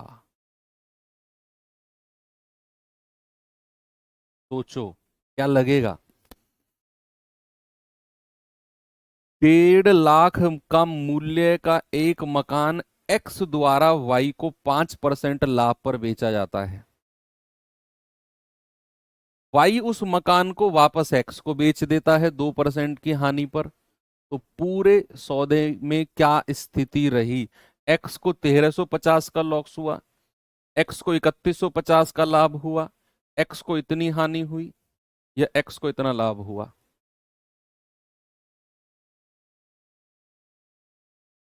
अब मैं आपको समझाता हूँ एक प्रैक्टिकल बात, जैसे मैंने वो समझाई थी ना पुष्पा वाली मूवी, उसी से ही ये क्वेश्चन है, बड़ा कंफ्यूजिंग क्वेश्चन है। कैसे? मान के चलो कि मैंने आपको कोई कार बेची, मैंने आपको कोई कार बेची, मेरे पास एक कार थी सेकंड हैंड, मैंने आपको उसे बेच दिया। मैंने बेचा आपसे 2 लाख रुपए लिए, आप ले गए बड़े खुश हो गए, अरे वाह सस्ती कार मिल गई ये रो। अब आप उसे घर ले गए, कुछ दिन चलाया, 2 दिन 4 दिन 10 दिन, 2 लाख रुपए आपने मुझे दे के गए, मेरे पास वो 2 लाख रुपए भी रखे हुए हैं, मैंने कोई खर्चा नहीं किया। मुझे पता है ये आएगा वापस लेके कार को, मेरे दिमाग में कुछ चल रहा है क्यों आएगा। तो मैंने अभी समझना, अगर ये क्वेश्चन समझना, नहीं तो ये आप कर लो, अगर आप करना चाहो तो कर सकते हो, तो जो नहीं कर सकते हैं वो समझो। 2 लाख रुपए मैंने रखे हुए हैं, मैंने कहा इनकी जरूरत पड़ेगी आएगा वापस। तो आप 10 दिन 15 दिन बाद वापस आए, बड़े परेशान हो गए, चिड़चिड़े, अरे सर ये तो बेकार कार है, इसका तो चलते चलते बंद हो जाती है, ये सीएनजी पे लगती ही नहीं है, ये दिक्कत वो दिक्कत, एसी नहीं चलता इसका। तो मतलब ऐसे बड़बड़ाते से हुए आए। मैंने कहा ठीक है भैया वापस दे जा मेरी कार को। कह रहा है, सर ये वापस पकड़ो, मेरे 2 लाख रुपए दो। मैंने कहा 2 लाख नहीं दूंगा रुपए तुम्हें अब, भैया तुमने तो इसको चला लिया कार को, मैं तो तुम्हें 2 लाख दूंगा ही नहीं। तो मैं, तुम कहोगे ठीक है सर तुम 1,70,000 रुपए दे दो, बात खत्म करो। मैंने कहा ठीक है। अब जो 2 लाख रुपए तुम मुझे दे के गए थे, मैंने उनमें से 1,70,000 तुम्हें दे दिया, कार भी मेरे पास वापस आ गई, और अब मेरा प्रॉफिट कितना है? मोटा मोटा प्रॉफिट बता दो। तुम मुझे शुरू में 2 लाख दे के गए, मैंने उसको उठा के बक्से में रख दिया, 10-15 दिन बाद तुम आए, कार भी मुझे दे गए और 1,70,000 भी ले गए। क्या 30,000 का प्रॉफिट है मेरे पास अब भी? क्या अब भी मेरे पास 30,000 का प्रॉफिट है कि नहीं? आप कहोगे हाँ। मैं पता है ये स्टोरी क्यों बता रहा हूं, क्योंकि इस सवाल में बच्चे दो ऑप्शंस में बड़े कंफ्यूज रहते हैं, ऑप्शन बी और ऑप्शन डी। कुछ लोग 3,150 कहते हैं, कुछ लोग 4,350 कहते हैं। ये उनके लिए मेरा ये स्टोरी है। क्या 30,000 का सीधा सीधा प्रॉफिट है, कार भी मेरे पास आ गई, 30,000 रुपए भी मेरा प्रॉफिट हो गया। तो यस। अब इस सवाल पे आते हैं, उसी चीज को कह रहा है 1.5 लाख मूल्य वाली, अभी 1.5 लाख का काम छोड़ो, 100 मान के चलते हैं। कह रहा है एक्स ने वाई को 5% लाभ पर बेचा, मान के चलो एक्स उसे 100 रुपए में खरीद के लाया, और एक्स ने उसे वाई को बेच दिया कितने में? 105 में। 5% का लाभ है। अब एक्स के बक्से में कितने रुपए रखे हुए हैं? भाई एक्स ने वाई को अगर 5% के लाभ पर बेचा है, तो एक्स ने वाई को बेचा 105 में। अब अपने दिमाग में सोचो, एक्स का बक्सा है, ये मैं यहां पे रख रहा हूं, ये एक्स का बक्सा है, एक्स का बॉक्स है, कितने रुपए रखेगा इसमें? मैंने दो, आप मुझे 2 लाख रुपए दे के गए, मैंने 2 लाख रुपए बक्से में रख दिया, मैंने कहा यार ये आएगा वापस। तो मैंने बक्से में कितना रुपया रख दिया? 105 रुपया रख दिया, मैंने उसको खर्चा नहीं किया। ये एक्स का बॉक्स है, 105 रुपये रख दिया। तुम 105 रुपये मुझे दे के बड़े खुश हो गए, ले गए गाड़ी को। अब तुम गए घर, तुमने उसको चलाया, तुम हो गए परेशान, तुम आए वापस रोते रोते, सर ये तो बढ़िया बात नहीं है, आपने धोखा कर दिया, वापस ले लो अपनी गाड़ी को। मैंने कहा ठीक है दे दो। तो कहोगे लाओ मेरे 105 रुपये। मैं कहूंगा 105 नहीं मिलेगा अब कहेगा वाई उसे 2% की हानि पर बेच रहा है वापिस एक्स को, यानी कि वाई का जो क्रय मूल्य है, वाई का जो कॉस्ट प्राइस है वो 105 रुपए है, और इस 105 पर 2% का नुकसान एक वाई झेलने को तैयार है, वाई झेलने को तैयार है। अब वाई कह रहा है कि सर ठीक है, मैं 105 रुपए में खरीद के लेके गया ना तुमसे, मुझे 2% कम रुपए दे दो तुम। तो ये 2% किसका निकलेगा? ये 2% निकलेगा जिस मूल्य पर वाई खरीद के गया है। तो आप कहोगे कि सर इस पे 2% निकालना जरा, इसका 2%, 2% 105 का निकालना, ये आ जाएगा आपका 105 का, सॉरी, ये आ जाएगा 2.1, 105 दूनी 210, 2.1 आ जाएगा। यानी कि वाई ने बोला कि ठीक है सर, आप मुझे 2.1 रुपया कम दे दो। तो मैं वाई को कितने दूंगा? एक्स ने वाई को कितना दिया? एक्स ने वाई को कितना दिया? फिर ये बक्सा खोला अपना और 105 में से 2.1 रुपए कम कर दिया, और कितना दे दिया? 105 में से 2.1 रुपए कम करके 103.9 रुपए दे दिया, 102.9, 102.9 रुपए दे दिया। ये वाई को पकड़ा दिया उसने, ठीक है। अब ये वाई के पास चला गया, एक्स के बक्से में 105 रुपए थे, 102.9 रुपए गए, तो एक्स का फायदा अब भी कितना रह गया? एक्स का फायदा अब भी 2.1 रुपए का फायदा रह गया। ये मैं इतनी डिटेल में आपको समझा रहा हूं क्योंकि बच्चा इसमें 80% बच्चा कंफ्यूज रहता है इन दो ऑप्शन में। ये इतने डिटेल में समझाने वाला क्वेश्चन नहीं है, लेकिन मैं समझा रहा हूं जानबूझ के, ताकि आपको कभी कंफ्यूजन हो ही ना। मैंने बोला एक्स ने वाई को 105 में बेचा, एक्स ने वो 105 रुपए उठाए बक्से में रख दिए, वापिस आएगा ये मेरे पास। वाई वापस आया, वाई ने कहा सर वापस ले लो। 2% का नुकसान झेलने को तैयार है वाई, तो वो 2% 105 का निकलेगा।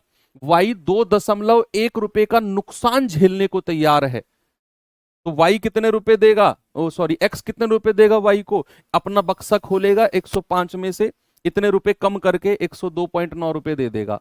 अब भी एक्स का कितना फायदा हो गया? 2.1 का फायदा। या इस बात को आप ऐसे भी समझ सकते हो कि भैया जितने रुपए की नुकसान वाई झेल रहा है वही तो एक्स का फायदा है।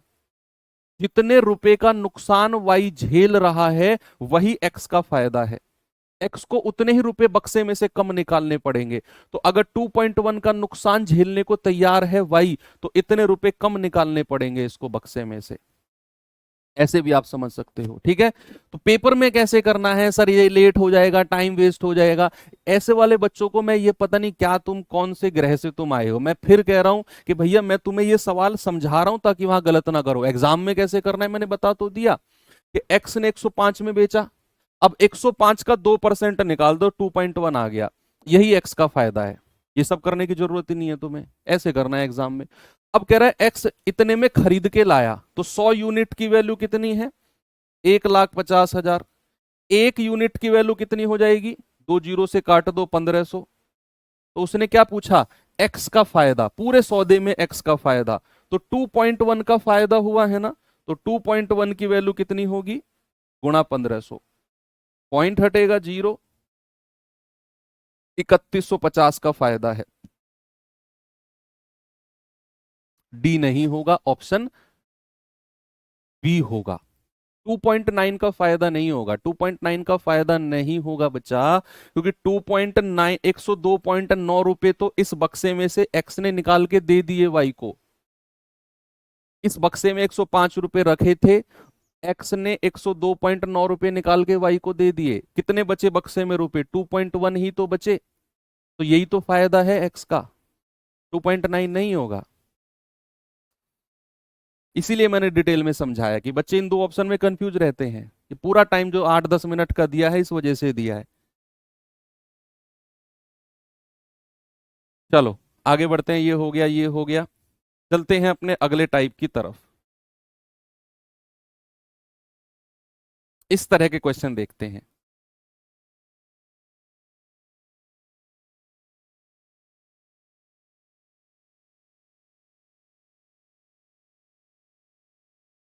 आइए, सवाल कहता है एक दुकानदार को 66 वस्तु बेचने पर 22 वस्तु के क्रय मूल्य के बराबर लाभ होता है। बताइए उसका लाभ परसेंट क्या होगा। पहले मैं इसको डिटेल में समझाऊंगा, फिर मैं आपको इसको शॉर्ट मेथड से बताऊंगा।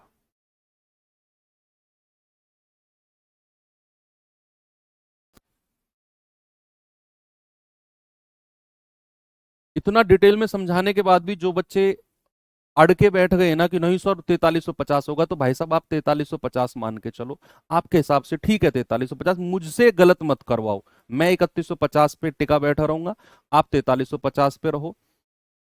वेरी गुड, एग्जाम में आए तो 4350 ही लगा के आना पक्का। फिर लड़ना मत उनसे कि ये मेरा सही है वो मेरा सही है, वो सुनते नहीं है किसी की। देखा कितने प्रदर्शन हो गए, वो सुनते ही नहीं है किसी की, लगाना तुम 4350। वो बैठा है ना चाचा, एसएससी का चेयरमैन, वो दर्शन भी नहीं, एक बार को भगवान दर्शन दे देंगे, वो दर्शन भी नहीं देता है वो।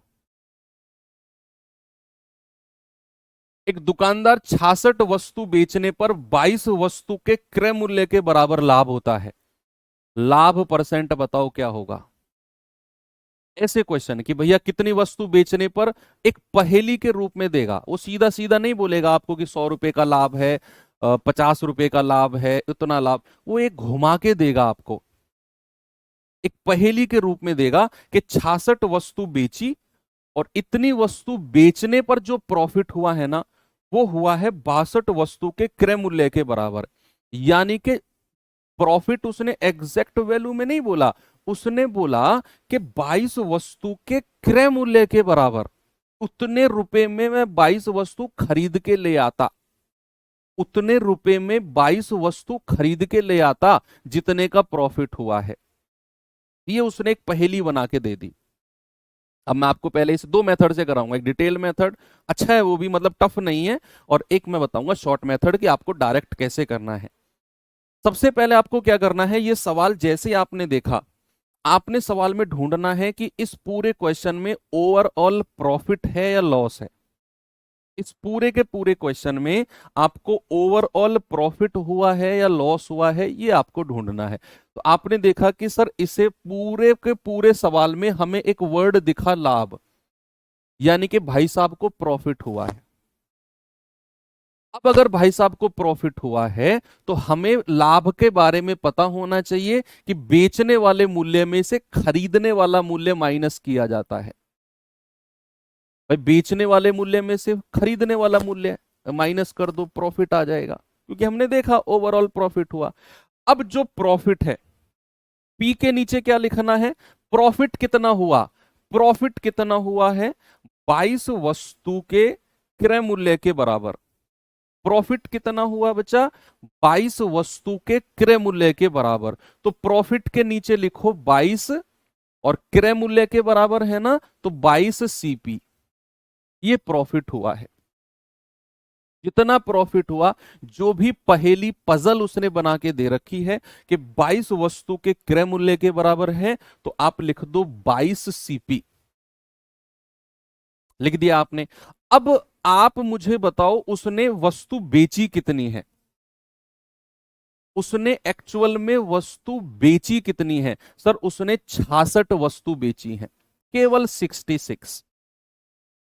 क्या अगर 66 वस्तु बेची है तो क्या 66 वस्तु खरीद के भी लाया होगा। भाई आप दुकानदार हो, मान लो आप 10 पेन बेचते हो, तो क्या ये 10 पेन आप कहीं ना कहीं से खरीद के भी तो लाए होगे ना, कि ऐसे ही आपने जादू किया और 10 पेन आपके पास आ गए, आप कहीं अलग से खरीद के लाए होगे, यहां आपने बेच दिया। तो अगर उसने 66 वस्तु बेची तो 66 कहीं से खरीद के भी लाया होगा। तो भैया एसपी के नीचे लिखो 66 एसपी, और खरीद के भी लाया होगा तो सीपी के नीचे लिख दो 66 सीपी, और ये बीच में बराबर का साइन। ठीक है, प्रॉफिट के नीचे क्या लिखना है, प्रॉफिट के नीचे लिखना है 22 वस्तु का क्रय मूल्य, यानी कि 22 सीपी। अब यहां से रेशियो बना लो सीपी एसपी का, जल्दी से जल्दी से यहां पे रेशियो बना लो, सीपी एसपी का कितना होगा। आप ये 66 को इधर ले आओ, आप ये क्या करो, आप ये 66 को इधर ले आओ। तो अगर आप 66 को इधर लेके आओगे तो प्लस हो जाएगा ना, क्योंकि ये सीपी है ये भी सीपी है, तो ये आ जाएगा 88 सीपी बराबर 66 एसपी। तो 22 दिया 66, 22 चौको 88, तो सीपीएसपी का रेशियो कितना हो गया। आप कहेंगे इसके सामने 3 और इसके सामने 4, यानी कि कोई चीज 3 में खरीद के 4 में बेच दी गई। कोई चीज 3 में खरीद के 4 में बेच दी गई तो प्रॉफिट कितने का हो गया? प्रॉफिट हो गया 1 का। तो भैया परसेंटेज में बताना है तो 1/, और नीचे हमेशा क्रय मूल्य को रखना है गुणा 100। आपका जवाब आ जाएगा 33 सही 1/3%। ये सबसे अच्छा मेथड यही है इस सवाल को करने का। बस आप ये देखो कि ओवरऑल प्रॉफिट है या लॉस है। आपने देखा सर लाभ है, तो लाभ बराबर क्या कर दिया? SP minus CP. अब लाभ कितना है? 22 वस्तु के क्रय मूल्य के बराबर, तो 22 सीपी, जिसके बराबर अगर विक्रय मूल्य के बराबर होता तो 22 एसपी लिख देता मैं। बेची उसने कितनी वस्तु है? 66, तो खरीद के भी लाया होगा, तो एसपी के नीचे 66 एसपी, सीपी के नीचे 66 सीपी, रेशियो बनाया, हो गया। अब इसे कुछ बच्चे अलग तरीके से भी करना चाहते हैं बिना ये सब किए। आपको क्या करना है? आपको पहले ये देखना है प्रॉफिट कितना दिया हुआ है।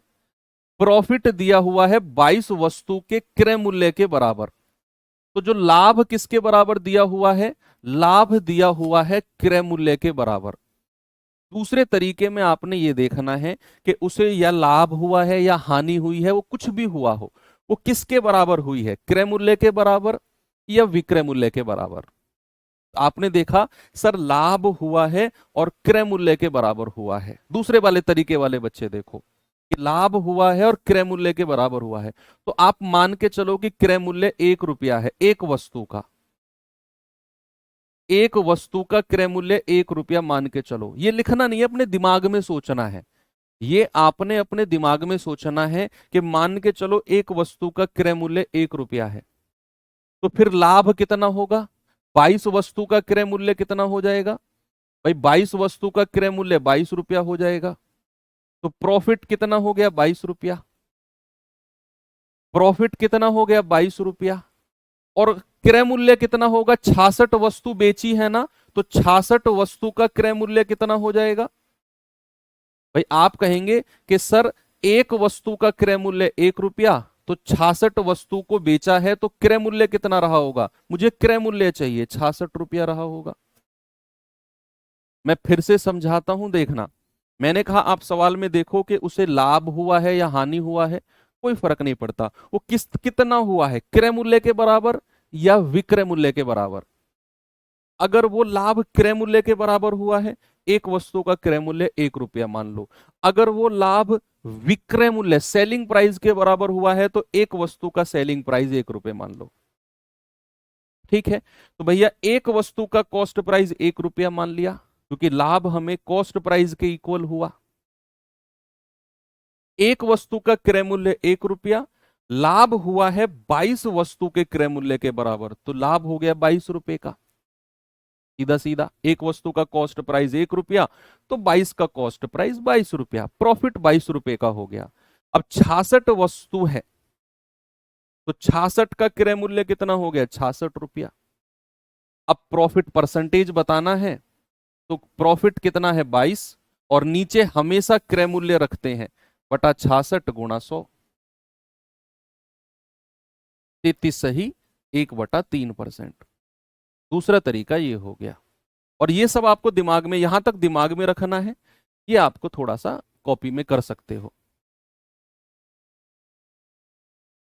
ठीक है, चलिए एक और सवाल देता हूं। ये सवाल देखिए बच्चे जरा।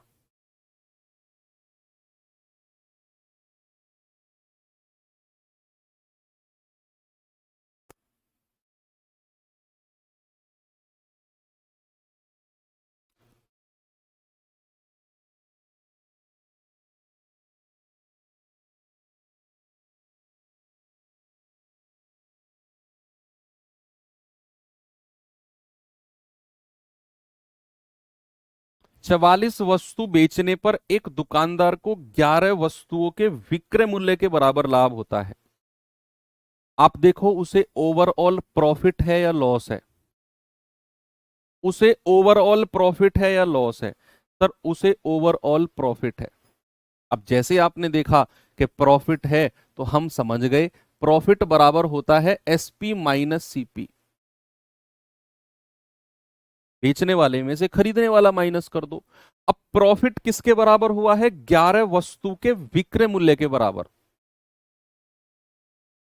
सर एंड कर दो क्लास को, आप जाओ ना, आपके लिए एंड हो गई क्लास। भाई आप जबरदस्ती मुझसे क्यों एंड करवाते हो? आपका टाइम हो गया, आप चुपचाप निकल जाया करो।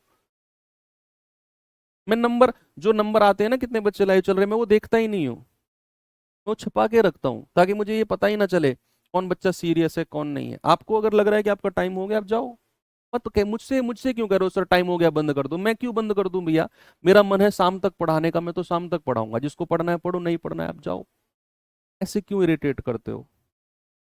फिर मेरा मन नहीं करता। मतलब जब किसी भी, मैं ये आपके बैच बैच की बात नहीं कर रहा ना, मैं गुस्सा हो रहा, मैं बिल्कुल न्यूट्रल वे में कह रहा हूँ। किसी भी बैच में, मैं हर बैच में दिल से पढ़ाता हूँ, कहीं चाहे कोई छोटा बैच हो चाहे कोई बड़ा बैच हो। आपने देखा होगा मैं हर उस बैच में भी पढ़ाता हूँ जिसमें मतलब वैकेंसी बहुत रेयर आती है। लेकिन अगर कोई बच्चा कह देना कि सर बहस करो, तो मुझे लगता है कि खत्म करो ना यार चीजों को बस। जब यही पढ़ना नहीं चाहता तो मैं क्यों अपने एफर्ट लगाऊं? आप नहीं पढ़ना चाह रहे तो फिर मैं क्यों अपनी तरफ से एफर्ट लगाऊं भैया? आपकी मर्जी, आपका फ्यूचर है। आपको लगता है बहस हो गया, ठीक है बहस हो गया, खत्म करो।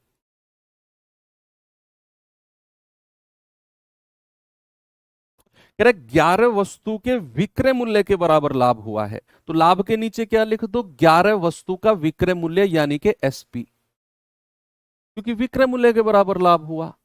आप लिख दो 11 एसपी। अब उसने बेची कितनी वस्तु है? उसने बेची कितनी वस्तु है सर? उसने 44 वस्तु बेची हैं, 44। तो अगर 44 वस्तु बेची हैं तो 44 खरीद के भी लाया होगा। अच्छा रोज का हो गया है, अरे कोई बात नहीं, ये सब मतलब बच्चे हैं यार, मैं क्या कहूं इनसे। आप लोग सब स्टूडेंट हैं, आप सब लोग सब जूनियर हैं, तो क्या ही आप लोगों से मैं कहूं। आप लोगों को डांट भी नहीं सकता कि फिर आप लोग उसे गलत समझ जाओगे। आजकल तो ये हो गया है ना। तो 44 को बेचा है तो 44 खरीद के भी लाया होगा। तो एसपी के नीचे लिख दो 44 एसपी, और सीपी के नीचे लिख दो 44 सीपी। ठीक है बच्चा, यहां से आप एसपी और सीपी का रेशियो बना लो, जो भी आएगा आपका सही जवाब हो जाएगा। बताइए जल्दी से।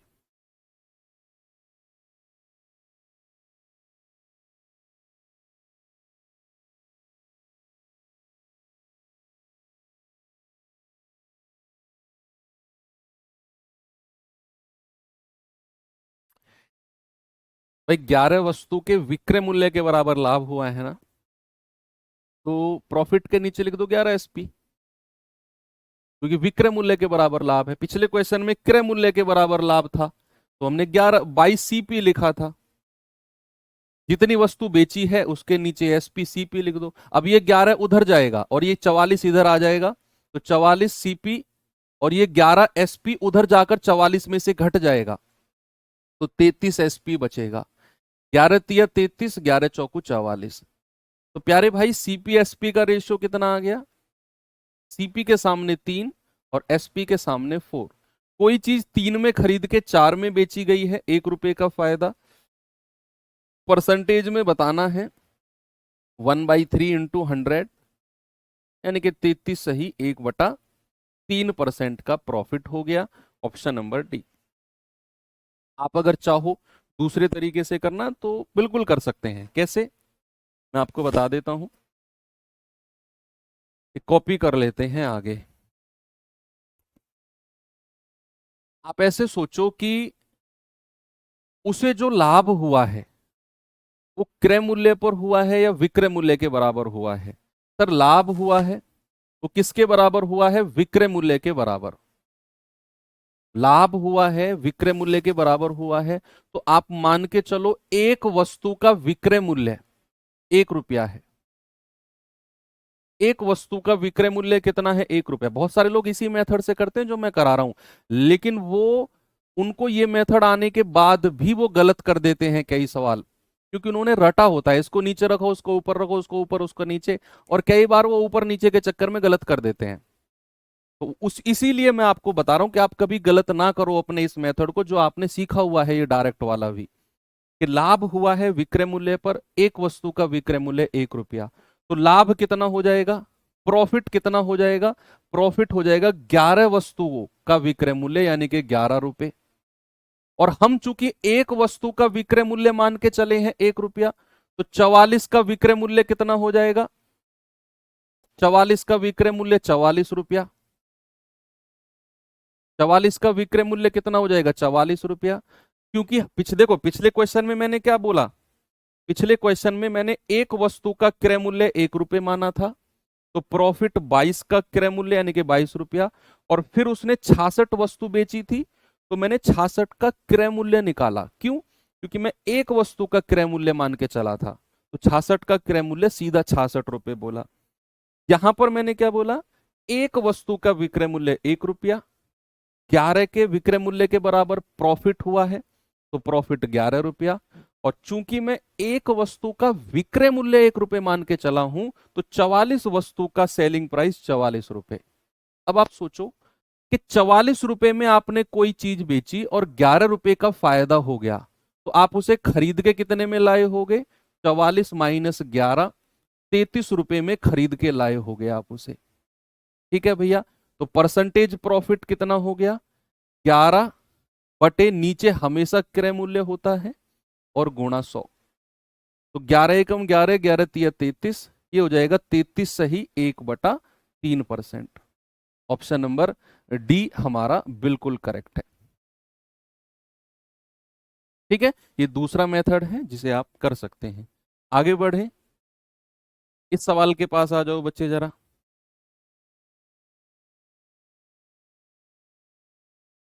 कह रहा है 144 कॉपी बेचने पर विक्रम को 96 कॉपी के विक्रय मूल्य के बराबर हानि होती है, बताइए उसका प्रतिशत हानि कितनी है? दोनों मेथड से करके देखेंगे हम। आप देखो उसे ओवरऑल क्या हुआ सर, इस क्वेश्चन में उसे ओवरऑल नुकसान हो गया।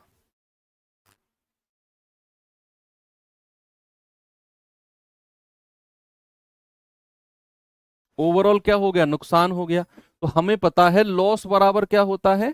खरीदने वाले मूल्य में से बेचने वाला मूल्य माइनस करते हैं, क्योंकि लॉस के केस में खरीदने वाला मूल्य ज्यादा होता है और बेचने वाला कम होता है।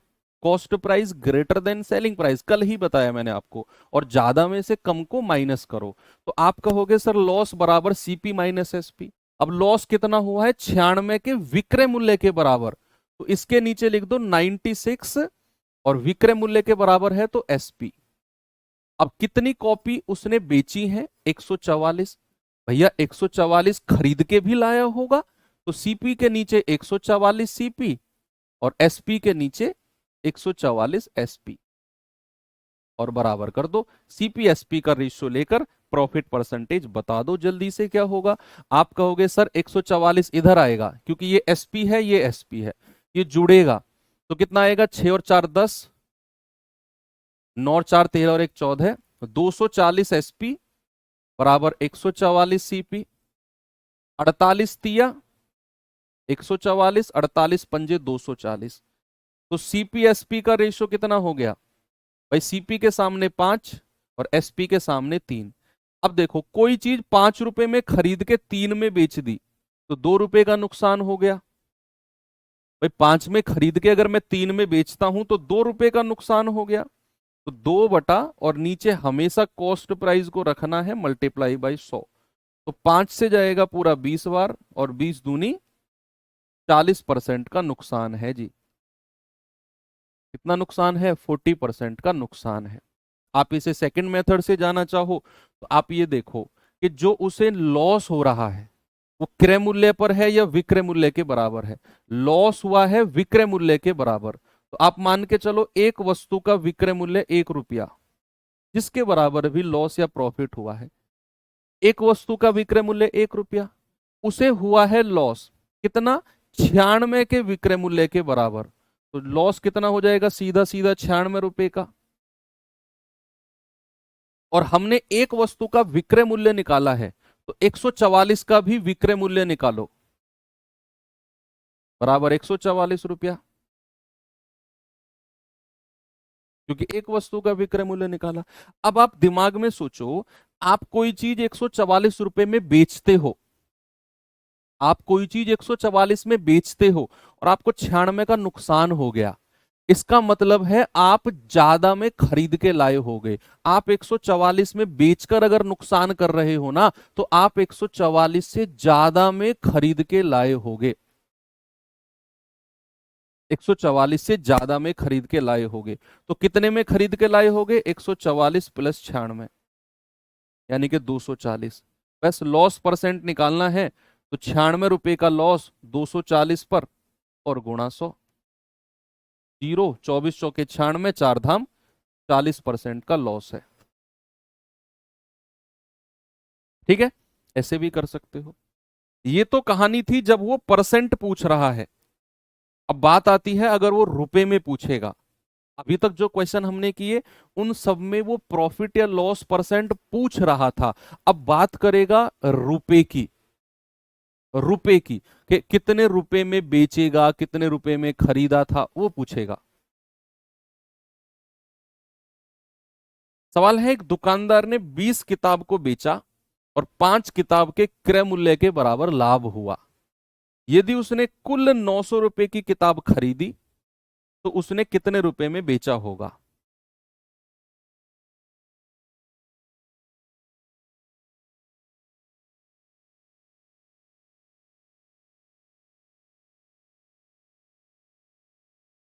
आप सबसे पहले क्या करो, क्रय मूल्य और विक्रय मूल्य सीपीएसपी का रेशियो बनाओ, कॉस्ट प्राइस और सेलिंग प्राइस का रेशियो। रेशियो बनाने के बाद में उसने कॉस्ट प्राइस दिया हुआ है, सेलिंग प्राइस निकाल लेंगे। पहले रेशियो, जैसे अभी तक के क्वेश्चंस में हम लोग गए हैं ना रेशियो निकालने के लिए। जैसे यहां पे रेशियो निकाला, पिछले क्वेश्चन में हमने रेशियो निकाला, ये रहा। ऐसे ही रेशियो निकालो इसमें भी। रेशियो निकालने के बाद में बन जाएगी बात कि भैया आप देखो, एक दुकानदार ने 20 किताबों को बेचा और 5 किताबों के क्रय मूल्य के बराबर लाभ हुआ, तो उसे क्या हुआ है? प्रॉफिट हुआ है। और हम जानते हैं कि प्रॉफिट बराबर क्या होता है? बेचने वाले मूल्य में से खरीदने वाला मूल्य माइनस कर दो। प्रॉफिट कितना हुआ है? 5 के क्रय मूल्य के बराबर, तो प्रॉफिट के नीचे 5 सीपी लिख दो। कितनी किताब बेची है? 20। 20 एसपी, तो 20 को खरीद के भी लाया होगा, तो ये सीपी इधर आएगा, 5 में जुड़ेगा, 25 सीपी हो जाएगा, बराबर 20 एसपी। तो 5 चौक 20, 5 पूरे 25। तो सीपीएसपी का रेशियो कितना हो गया? सीपी के सामने 4 और एसपी के सामने 5। यहां तक आप आ गए। अब कह रहा है उसने 900 रुपए में खरीदा है, क्रय मूल्य दिया हुआ है, तो 4 यूनिट की वैल्यू 900 रुपए। तो 1 यूनिट की वैल्यू कितनी होगी? 900/4, 225। तो 5 यूनिट की वैल्यू कितनी होगी?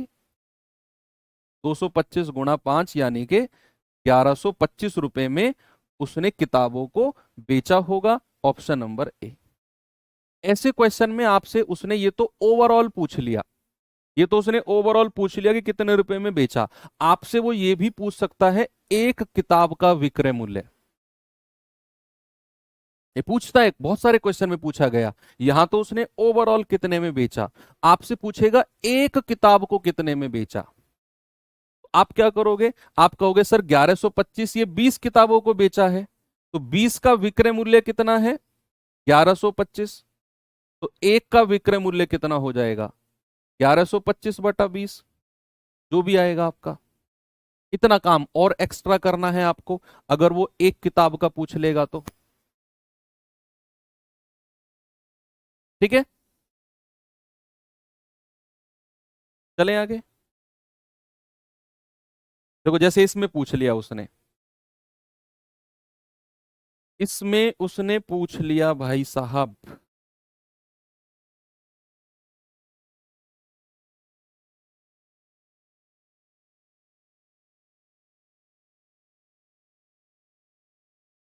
कह रहा है एक दुकानदार 66 वस्तु 13,200 में बेचता है,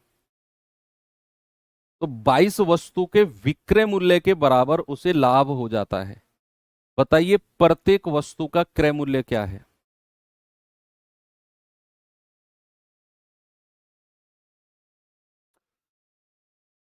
बताइए बच्चा जल्दी से। आप सबसे पहले रेशियो बनाओ, आप देखो ओवरऑल उसे प्रॉफिट हुआ है ना, तो प्रॉफिट बराबर क्या होता है, बेचने वाले मूल्य में से खरीदने वाला मूल्य माइनस कर दो। अब उसे 22 के विक्रय मूल्य के बराबर लाभ हुआ, तो प्रॉफिट के नीचे लिख दो 22 एसपी। अब कितनी वस्तु, वो 66 वस्तु है, तो 66 एसपी माइनस 66 सीपी। ठीक है, अब ये सीपी वाला पार्ट इधर आ जाएगा और एसपी वाला 66 में से घट जाएगा, तो 66 सीपी इधर आ गया प्लस हो गया, और ये एसपी उधर जाकर माइनस हो गया। सीधा 44 लिख दो ना 22 को 66 में से घटा के, तो 22 दूनी 44, 22 तिया 66। तो सीपी एसपी का रेशियो कितना हो गया, सीपी के सामने 2 और एसपी के सामने 3। यहां तक आपने कोई प्रॉब्लम नहीं है, निकाल लिया। अब कह रहा है कि 1320 रुपए में बेचा है, तो ये 13,200, सॉरी 1320 नहीं, 13,200 में बेचा है, तो ये 13,200 क्या है, ये उसका सेलिंग प्राइस है, ये उसका विक्रय मूल्य है। तो क्या मैं ये कह सकता हूं कि 3 यूनिट की वैल्यू 13,200 होगी, ओवरऑल 1 यूनिट की वैल्यू 4400 होगी, तो 2 यूनिट की वैल्यू कितनी हो जाएगी भाई, 3 से कटेगा ना, तो 2 यूनिट की वैल्यू कितनी हो जाएगी 8800, यानी कि टोटल क्रय मूल्य उसका 8800 रुपए है। टोटल कॉस्ट प्राइस कितना है, 8800 रुपए है। तो आप कहोगे कितनी वस्तु का, 66 वस्तु का, तो 66 वस्तु का क्रय मूल्य 8800 रुपए है। उसने क्या पूछा है, उसने पूछा है प्रत्येक का क्रय मूल्य कितना है, एक वस्तु का कॉस्ट प्राइस कितना है। भाई ये जो 8800 आया है, ये टोटल 66 का है, तो 66 को 8800 में खरीदा, तो कह रहा है एक का क्रय मूल्य कितना है, तो 8800 बटे 66, 22 तिया 66, 22 चौको 88, 400 बटे 3 कितना होता है 133 सही 1/3। तो एक वस्तु को उसने 133 सही 1/3 में खरीदा होगा। पिछले क्वेश्चन में केवल यहीं तक की कहानी थी। पिछले क्वेश्चन में आपको बोला था उसने कि 20 किताबों को 900 रुपए में खरीदा है, तो कितने में बेचा होगा टोटल 20 किताबों को, तो 4 यूनिट की वैल्यू 900, एक की 225, 5 की 1125। यहीं पे कहानी एंड थी, टोटल का पूछा उसने। इस क्वेश्चन में उसने प्रत्येक का पूछ लिया। तो आपको दिया हुआ है उसने 13,200 में बेचा, यानी कि 3 यूनिट की वैल्यू, एक की वैल्यू, 2 की वैल्यू 8800। अब ये 8800 टोटल 66 का क्रय मूल्य है, तो एक का क्रय मूल्य 66 से डिवाइड कर देंगे, इतना आ जाएगा। ओके सर, क्लास ओवर कर दो, काम भी है।